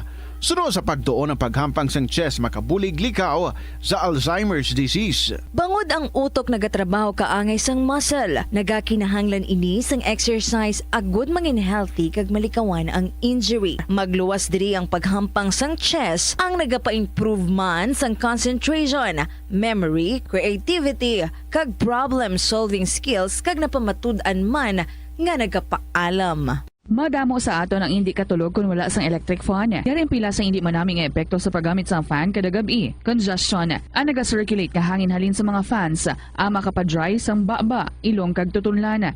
Allergies, masami nga madala sa hangin ang mga yabok na naga-trigger sang allergies. Makatugas ang muscle cramp ang hangin nga naghalin sa mga electric fan. Amo nga kun kaisa, may eksperyensyahan lang masakit nga lawas kung magbugtaw. Importante man nga regular nga tinluan ang fan blades, agad masigurado nga hindi ini pagkiniran sang yabok. Sa patatas, masami ginahaboy na lang nato ng panit. Sunod kay Dr. Cynthia Sass, isa ka nutritionist, ang panit sang patatas sa makabulig sa increased potassium intake. Ang potato skins naga-provide man sang source sang iron nga isa ka essential mineral nga ang primary function nagalakip sang pagsuporta sang red blood cell function. Ini nga cells naga-contain sang dako nga amount sang hemoglobin, ang protein nga naga-bind sa oxygen halin sa ginahaklo ang hangin kag ginadala ang oxygen sa bilog nga lawas. Yari ang mga household level fire safety measures nga dapat tandaan agud makalikaw sa sunog sa balay. Hindi magbutang o kung magtipon sang flammable substance o kung chemical nga makatugas ang sunog sa kusina o kung sa sulod sang balay.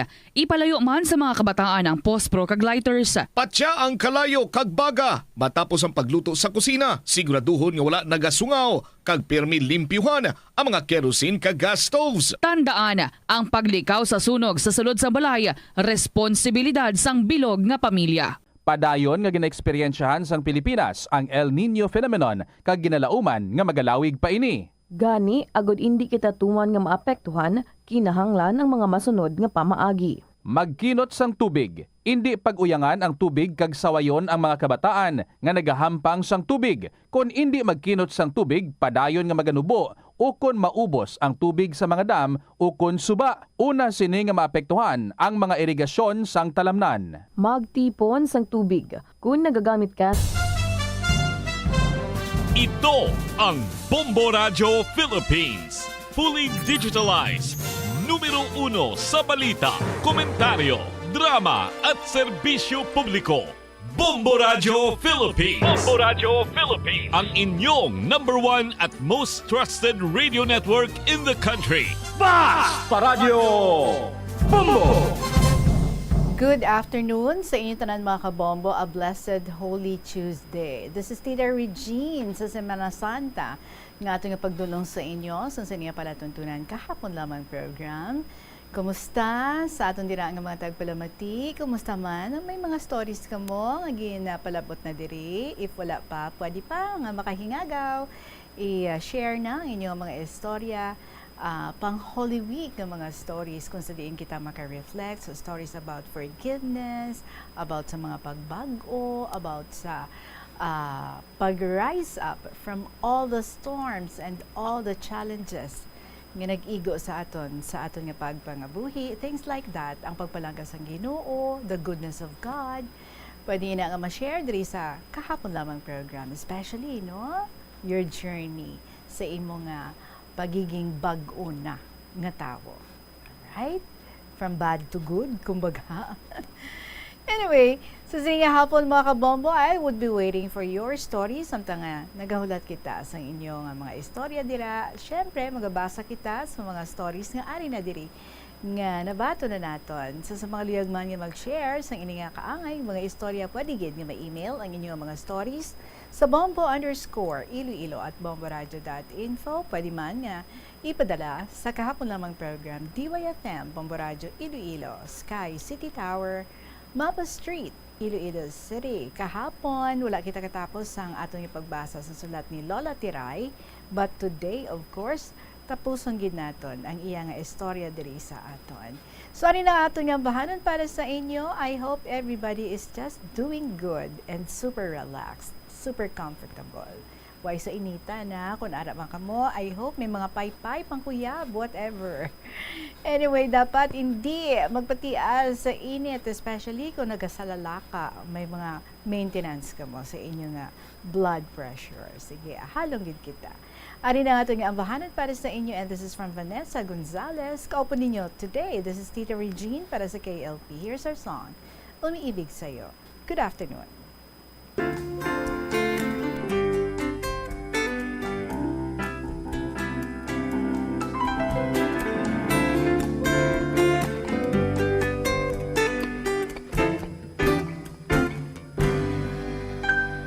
Ikaw ay nais kong makita.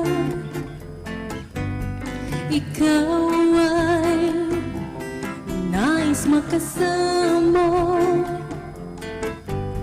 Sa'yo ang puso'y liligaya.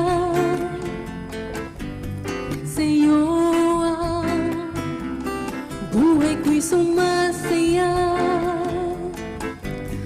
Sa tuwing maalala ang ating pagsasama, ang puso ko'y umaawit sa'yo, sinta.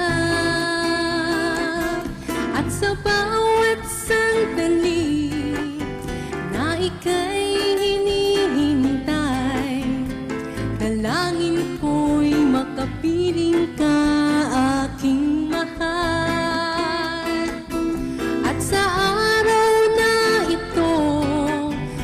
Puso ko'y sumasamo, damdamin ko'y umibig na sa'yo.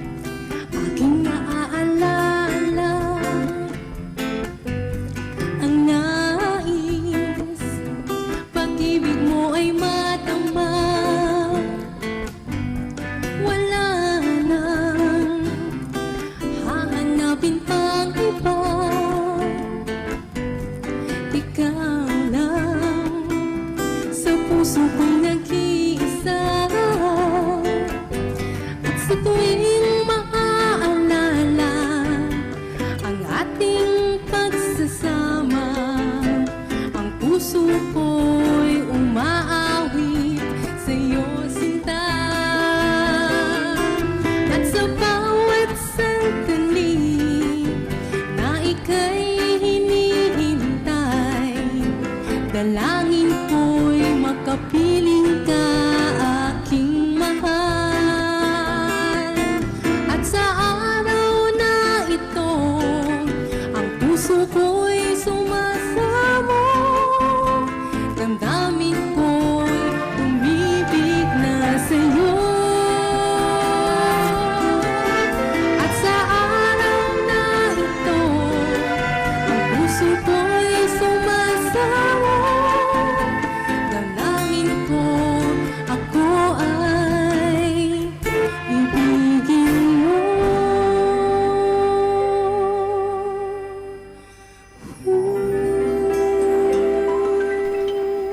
Umiibig sa'yo, Vanessa Gonzalez. Good afternoon again, mga kabombo. Yesterday, si Lola Teray was telling us about kung paano siya nagdako sa ilang lugar. Sa una, gamay pa siya, elementary pa lang siya, malayo ang eskwelahan sa ila, pero ginalakat lang nila ini.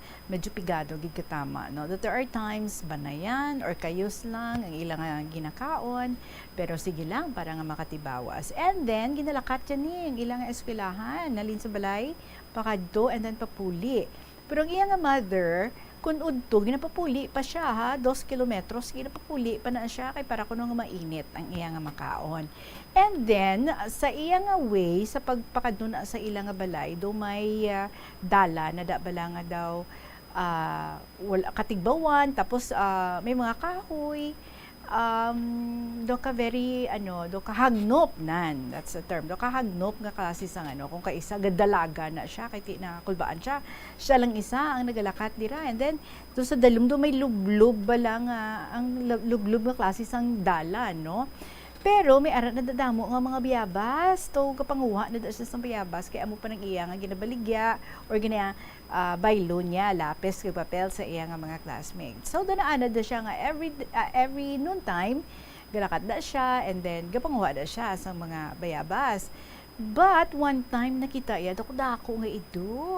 Ara gid sa iyang alagyan. Ti kinulbaan siya pero gambal siya nga maagi lang ko ha. Ti pangabali nga maagi lang ko, ti wala naman lang, naglakat naman lang ang ido, pero sung ginlantaw niya sa unahan na gulpi lang nga nadula. So that's almost the same scenario every noon time nga maglabay dira siya, ara gid na ang ido. Wala man siya ginaano, pero ara ang ido ha nga kakululbaan dako kuno nga klase sang ido, ang lahibo do pranindog do mo na. And then, nabalaan ni sang iyang lolo, nga ti ginalakat siya lang gali. Tapos kinambalan, ginagapauli pa siya sang udto, kun udto nga siya lang. So ginambalan sa sang lolo nga, ay inihimo mo na, kadelikado na da, kay do may bagat na da, may nagapakita na da nga ido nga sigbin, do mo na bala.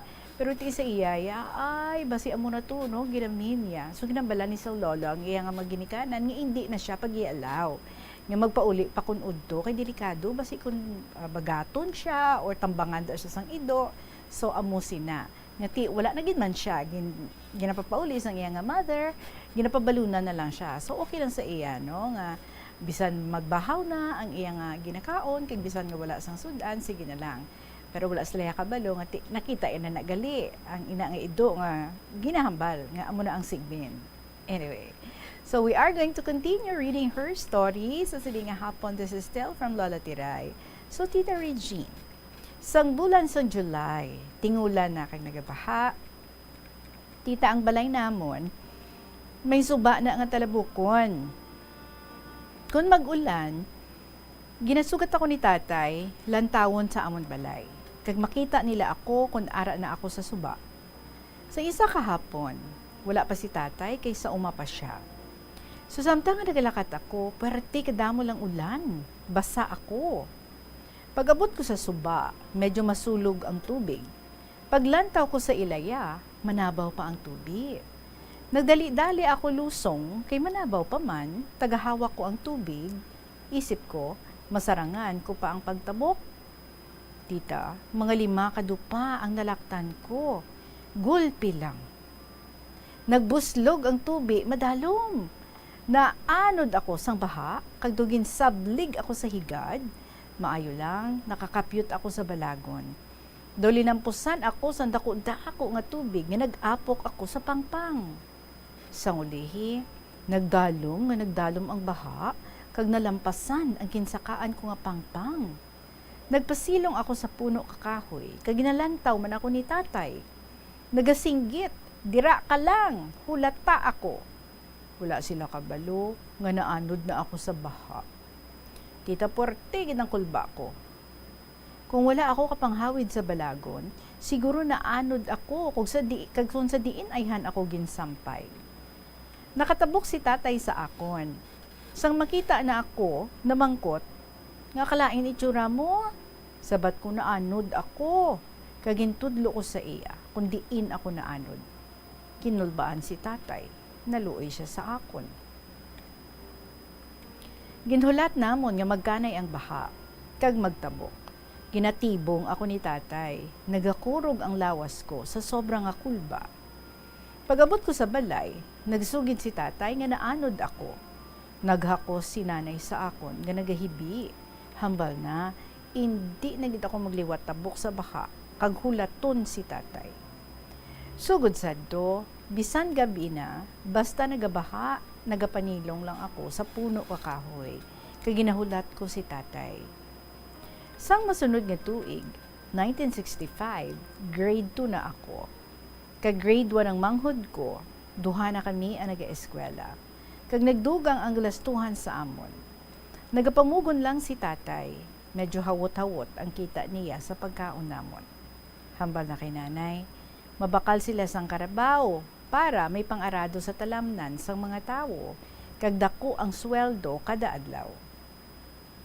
Wala na si nanay magbalibad, kay may kwarta man siya nga natago. Dugay na ina nga kwarta. Bili pa ina sang karabaw nila nga ginbaligya sa pagpanegros namon. Gintago na lang ina kag gindugangan. Tita, tama si nanay ka kuripot. Abis ang iban, wala si nanay sang kwarta, kay nagaantos kami, kakapigaduhon. Damo ina ang kwarta nga ginawag ko sa hawak na para hindi makita. Nagbakal si tatay kakarabaw, pero hindi pa kabalo mag-arado.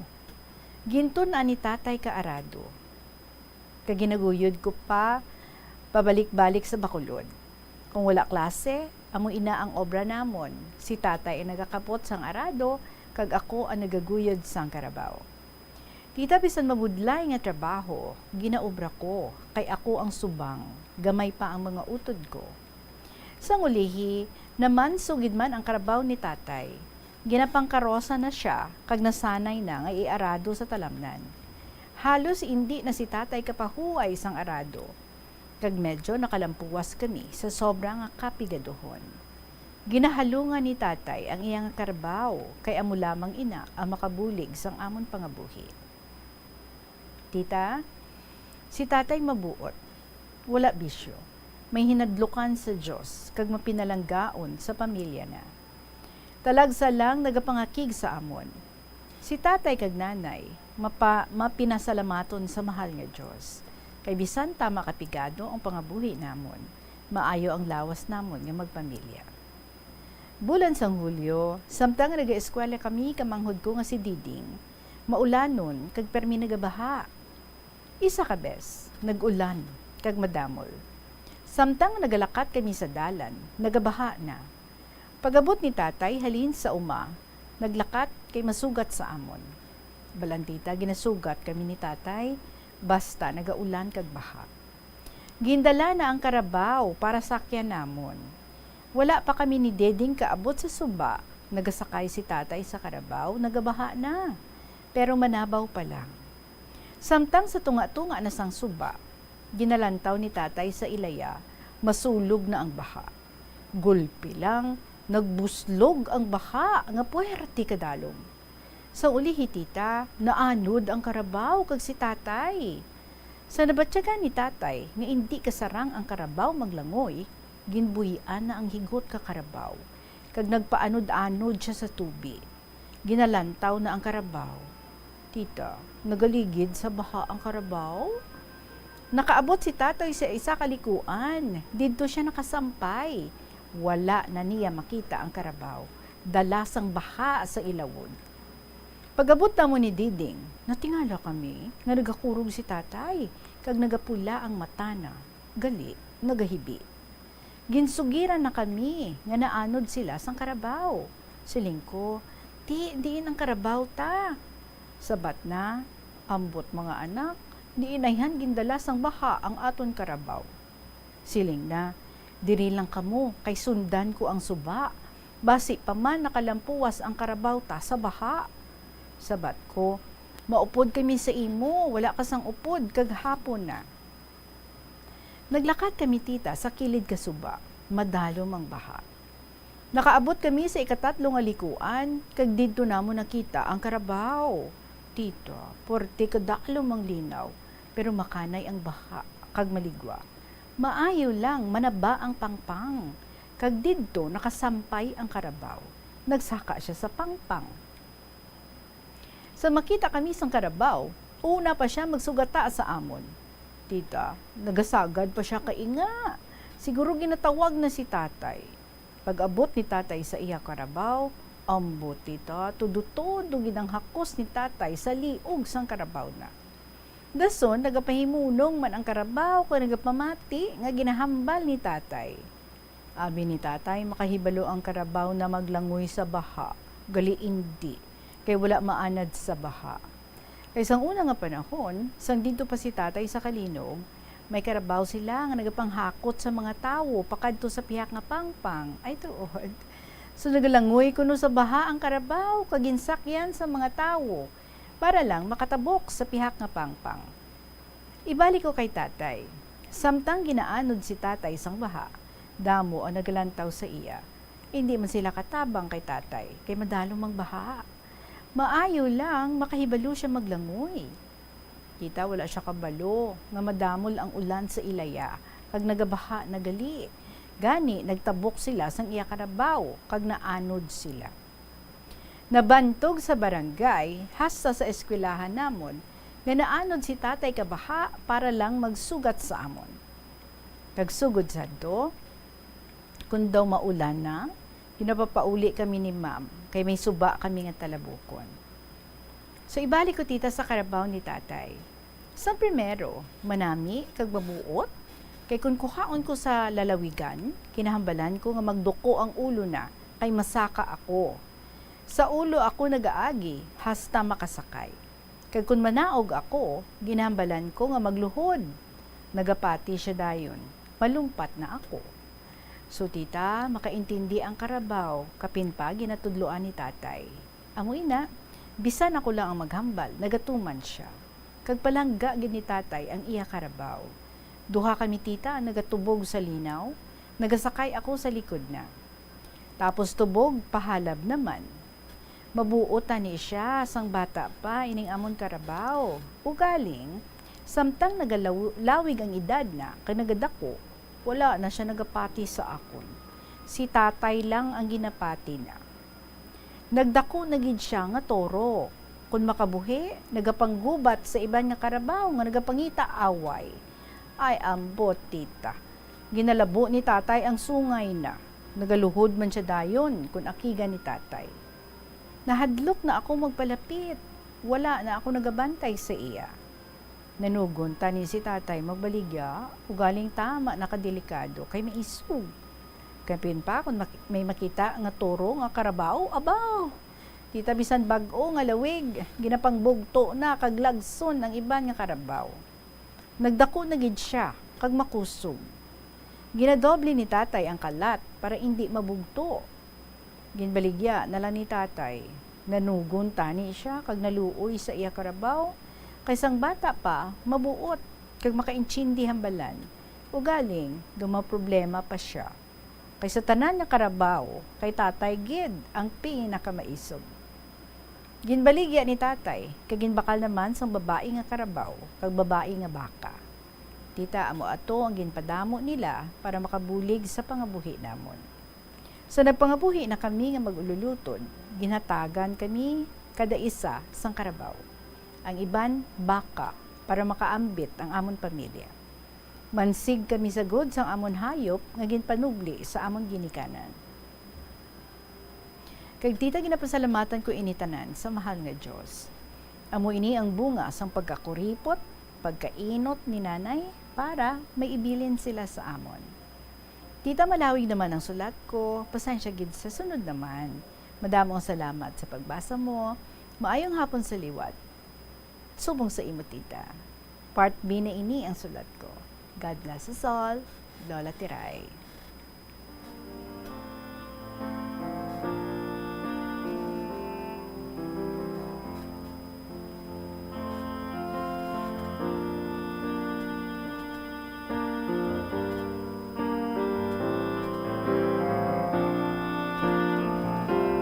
Ang Carabao, bow. That's a joke. Inga Carabao. But anyway, ako, tugid man, no, ang mga sapat bala, kung hagop na gid sa aton, do kaangay lang, nga miyembro na sila sa aton nga pamilya. Ini mga Carabao, ini mga baka, dako gid ang bulig sini. Especially sa mga families, nga sa mga kaumhan, may mga duta nga ginaarado, may mga malapad nga mga duta, no? Daw kung sa diin pwede nga makapasture ang ini nga mga kasapatan. So sa kaumhan, importante gid katama kung may ara ka Carabao, especially kung may duta ikaw nga ginaarado, and then kanami pagid kung may mga baka ikaw tapos magdamo. Syempre dako nga kwarta ina, no? Ibang mga families, amo ina ang ilang makasapatan, amo ina ang ilang ginasaligan sa pagpaeskwela sang ilang mga kabataan. Kagkadamo ha sa mga kabataan nga nakatapos nakakurso bangod lang sang mga hayop nga ini, sa mga kasapatan nga ini, nga ginhupot, gintigana gid sang ilang nga mga ginikanan para makahatag sang maayo nga boss damlag sa ida. So we have to love ang ini nga mga kasapatan nga dako gid ang nabulig sa aton nga pagpangabuhi, sa aton nga panimalay. Naintindihan gid ini, no, sa aton nga mga kabombo dira nga ara sa kaumhan, sa mga banwa-banwa nga katipikal, no, nga ang senaryo aga pa sang banwa, gabugtaw na aga pa, and then malawig sang ilang nga mga baka, sang ilang nga mga Carabao, and then pagkahapon punpunon ang ini nga mga kasapatan, tapos sadya pagid, no, kung madula or hindi makita, ahala hasta tungang gabi kung kaisa ang pangitaay, kakundiin gali ang makalabuot ang hayop. Okay lang na kung makitaan pa, pero may mga lugar, no, sa una may nagaguyod. Tapos masapwa na lang ara ang mga tiil, ahay, ginihaw na yagali. But anyway, dako gid, no, anang enroll sang inyo nga Carabao sa inyo nga pagpangabuhi, kag ginbilin pa ha sang inyo nga mga ginikanan, ang ilang nga maging pangsagod nga mga hayop, may ara Carabao, may ara nga baka, para kamo nga ilang mga kabataan makaambit man hambal mo, kag mangindako man ina nga bulig para sa inyo. So kamo nga ginpanghatagan, ginpadamo nyo man, no, inyong makasapatan, seeing nga dako gid ilang nga mabulig sa inyo. So all these things inyong na-experience, inyong na-encounter, samtang kamo, no, nagadalalag ko kung sa diin, halin sa pigado, because ang inyong pag binuligay, bangod sa inyong kapisan, kag bangod sa inyong dako nga pagtuo sa Ginoo, amo ina nga nag-umwad man kag tanan kamo, no, nakaambit bisan tuod gambal sila nga nanay mo very makinot, kuripot, pero ha si nanay mo bangod sang iya nga ginahimo nga amo sina nga pag-save for your future, tanan kamo ha nakaambit gid. So kaayo lang gid, and wala gid nag-give up, no, bisan ano pa kabudlay, sige lang, because kabalo kita nga well, ang tanan nga mga kabudlay, whatever it is, magalipas lang for as long as kita bilang isa ka family, tanan-tanan kita nagabinuligay. So salamat gid sa imaging share diri sa amon for this afternoon, Lola Tiray. Magapanumbalik kita, it is now 41 minutes after 2 o'clock diri sa kahapon lamang program, Kaupod sa Gihapon, si Tita Regine. Atensyon sa mga mahilig magamit sang aircon. Nagpaanda mang medical expert batok sa mga balatian nga mahimo makuha gikan sa sobra-sobra nga paggamit sini. Suno ka Dr. Maria Encarnita Limpin, isa ka experienced healthcare specialist, mas maayo nga tsakyaron nga malimpyo ang hangin nga nagikan sa aircon bangod kun mahigko. Mahimo ini nga magtugas sang impeksyon kag mga balatian kaangay sang pulmonya. Gani hagan-hagan na lang ina bangod bisan makabulig ini sa imo sa maginot nga tiyempo, may risgo man ini sa imo nga ikaayong lawas. Sa pagbugtaw mo sa aga, cold baladayon nga tubig ang imo ginainom?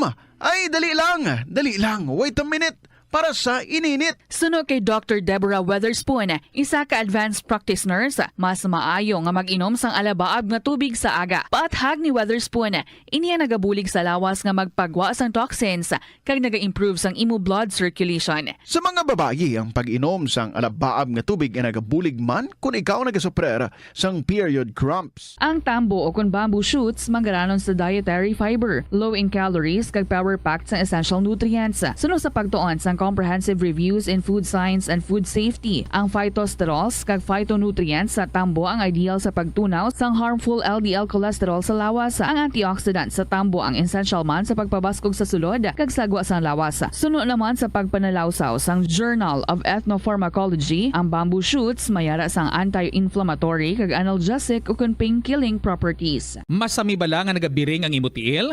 Suno kay Dr. John Hubert Pua, isa ka orthopedic surgeon, masami nga mabatyagan ang cramps sa idalom nga parte sang lawas. Apang mas delikado kung masami mo ini mabatyagan sa ibabaw nga parte sang imo lawas kaangay sang kamot, bangod posible ini nga palatandaan sang mas malala nga balatian kaangay sang sakit sa tagipusoon, diabetes, kag hypothyroidism. Nagpanugyan ang doktor nga ang pinaka-epektibo nga solusyon sa cramps amo ang stretching exercise tubtob madula ang pagbiring. Nakahibalo ka bala nga ang color ang makaapekto sang imo nga modo? Santo sa pagtuon sang American Home Shield, mayara sang correlation ang color kag mood. Kaangay sang pula nga nagapataas ang blood pressure kag heart rate. Apang mas maayo ang duag nga pula kunyara ini sa kusina bangod mas nagapagana ini sa pagkaon. Ang shades nga blue kag green ang ginaabiso sa mga psychologist nga nagakadapat yara sa sulod sang imo kwarto bangod ini nagapakalma sa paminsaron sang tawo. Likawan ang mga disgrasya nga dulot sang kuryente. Tabunan o konselyuhan ang mga wala nagamit nga electrical outlets. Ihaboyo kung ipa-repair ang mga electrical items nga may samad nga cords. Hukson sa saksakan ng mga electrical appliances antes ini i-repair. Hindi paghuslo na mga plug halin sa outlet nga ginabutong ang cord kay basi mabugto ini. Hindi pagpunon sa nakasaksak nga mga appliances o kon gadgets sa mga salaksakan. Hindi magtandog sa electrical appliances kung basa ang imo mga kamot. Likawan ang pagsaka o kung pagtandog sa puno o kung sangasang kahoy nga may nagalaylay nga kuryente. Ang kasubo kag depresyon ang hindi pareho nga balatyagon.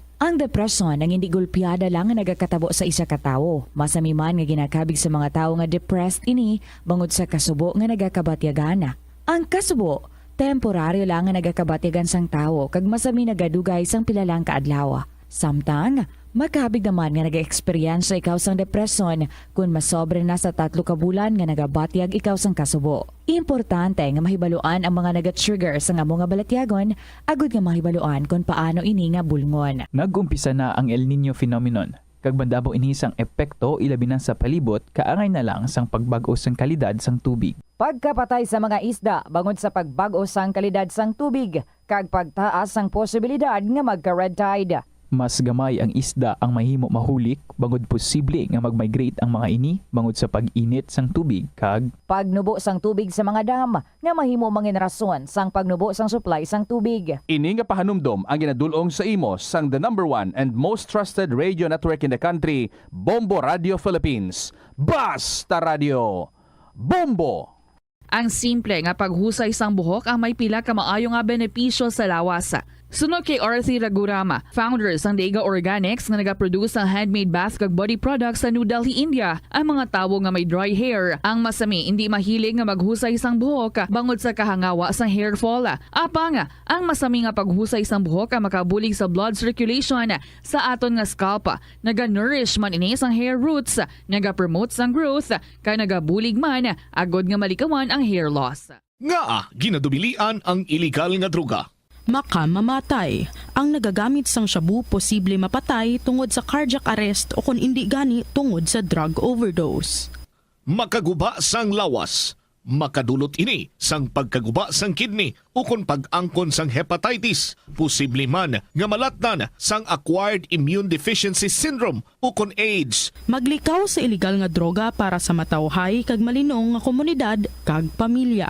Isa ka man bala sa mahilig magsuksok sang skinny jeans? Manami ini nga isuksok bagod nagahurumagi ng kanami sang legs ang isa katawo. Suno kay Dr. Hillary Jones, 10 brand ambassador sa Texas, may dako man nga epekto sa lawas ng lalaki ang pagsuksok sang skinny jeans. Iyaring pila kamalain nga epekto sa pagsuksok sang skinny jeans.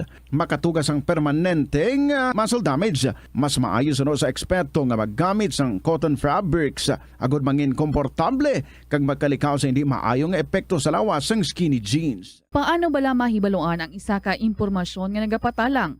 Ukon sala. Una, i-check gid ang source kung sa diin inihalin. Kung ang impormasyon halin sa reputable news outlet, makit-an ini sa ilang website.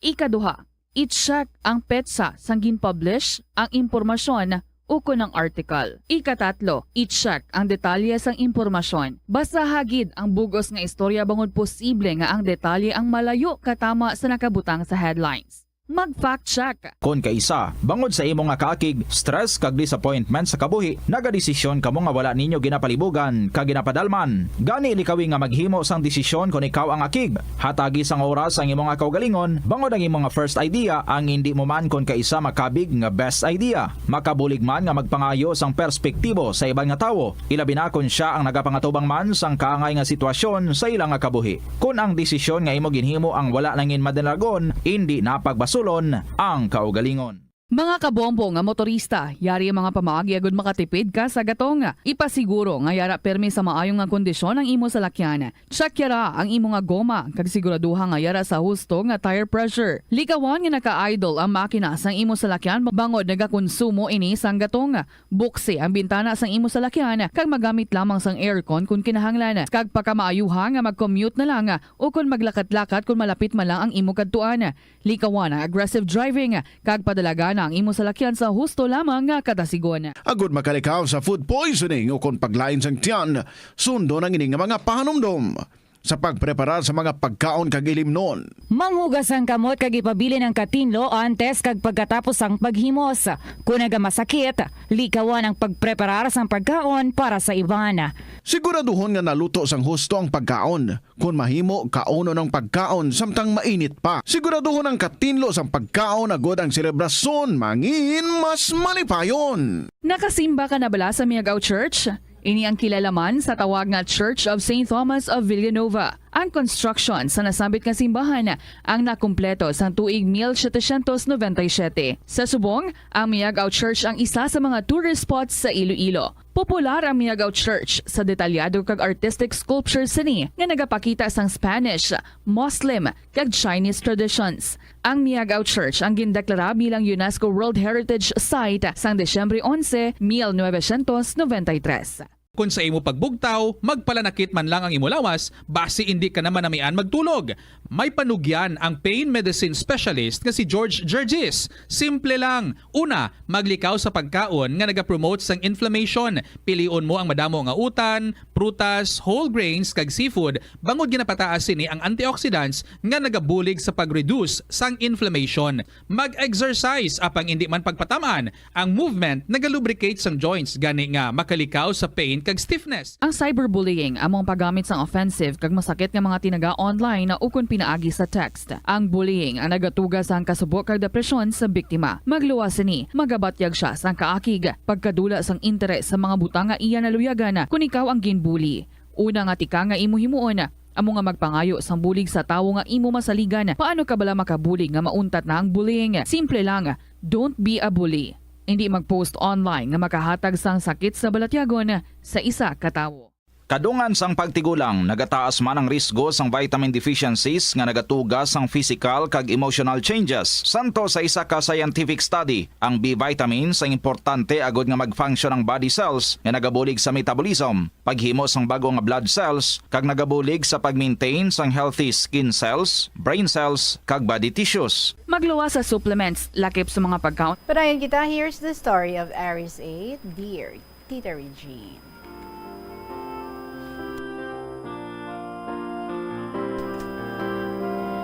Tita, maayong hapon sa imo kag sa imo nga matag palamati. May ara ako kay saysayan nga sa subong indi ko gid malimtan. Tita, bata pa ako, sa makakita na ako sang tinuga nga hindi makita sang ordinaryo lang nga mga mata. Tita, siguro mga 8 to 9 years old ako sini. Tita, that time, nagatimba ako katubig kaysa bubon lang kami sadto gakuha katubig. Si Mama Abi, tita, nagasagob, kag ako ang gatimba, kag ibutang sa may tarog, inang kawayan bala, nga ginbuhuan, para pwede mabutangan ka tubig. Tita, nakita ko man si Mama, nga nagsulod na sa balay. Bali, tita, ang bubon, alagyan gidra namon, antes makasulod sa amon nga ugsadan. Tita, Abi ko, nagbalik na si Mama, para magkuha ka tubig, kay ana gid ato pang lawason, kag kataason. Kagintawag ko siya, pero waay siya magsabat. Kag natalupanggan ko, tita. Nga kulay black ang bayo na, nga red man ang ginsuok na nga bayo. Pagtawag ko sa iya, tita, may nag-agi nga black shadow sa atubangan ko gid. Tita, nagingagaw ako halin sa bubon, kag dili-dali mag-uli, kag antes pa ako kasulod. Masumalang ko na si Mama, kag pamangkot ko siya, tita, nga siling ko, ma, nakagwa kaw doon kay ina? Siling ni Mama, tita, waay? Waay ako nanugid, tita Regine, ka nakita ko. Kay basi, kulbaan bala, nga daan kami lang nga duha ang tawo sa balay, isang adlaw nga ato. Tita, waay pa dira matapos ang tanan. Grade 10 na ako sagto, kag CAT officer, kag tita hapon na sagto. Kag naabdan kami kaulan. Kag nagpasirong danay kami kapakas ko nga si M. Si M nga dya, kababata ko. Kag isa lang ni kaadlaw kagulangan na sa akon. Kay April 7 siya, 8 ako. Kita sa nag-decide na kami nga magpauli. Kay waay na tsansa nga maghulaw ang ulan. Kay dapat, tita, hulaton pa namon ang utod ni M nga si A. Pero, way namon siya makita. Kay ara kami sa sulod ka balay. Tita, bale sa suba lang kami ni M gaagi aga kaghapon. Sa dam, tita, kami gaagi kay pihak na sina barangay na namon. Tita, ang ginaagyan namon, masiok ina. Pero may banas ina nga pwede maagyan ka tawo. Tita, may tulukadon pagidina. Sa makatukad na kami, gulpi naglamig ang palibot. Kag ang payong ko, tita, nakasabit sa siit kakawayan. Pagbalikid ko, tita, nakita ako ang naka-white nga babayi. Tita, ginbutong ko lang ang akon payong, kag dali-dali nga maglakat. Pagkaaga, tita, pareho sugidanay namon ni M, sang natabo sang gabi nga ato. Pero, waay siya kakita, ka-white lady. Tita, ang alagyan nga ina, baragatan randyan, kag may tiyanak pagidran dyan, tita. Kay sa unhan na, may puno sang balete. Kag kung matabuan mo, nga gapabatsyag ang tiyanak, kag gaagi kaw dyan, matalang kaw gid kay imo aragyan. Tita, subunan ko pa ini, kay kasabad sang akon bata. Sa lang anay diri, ang matinahuron. Aris 8.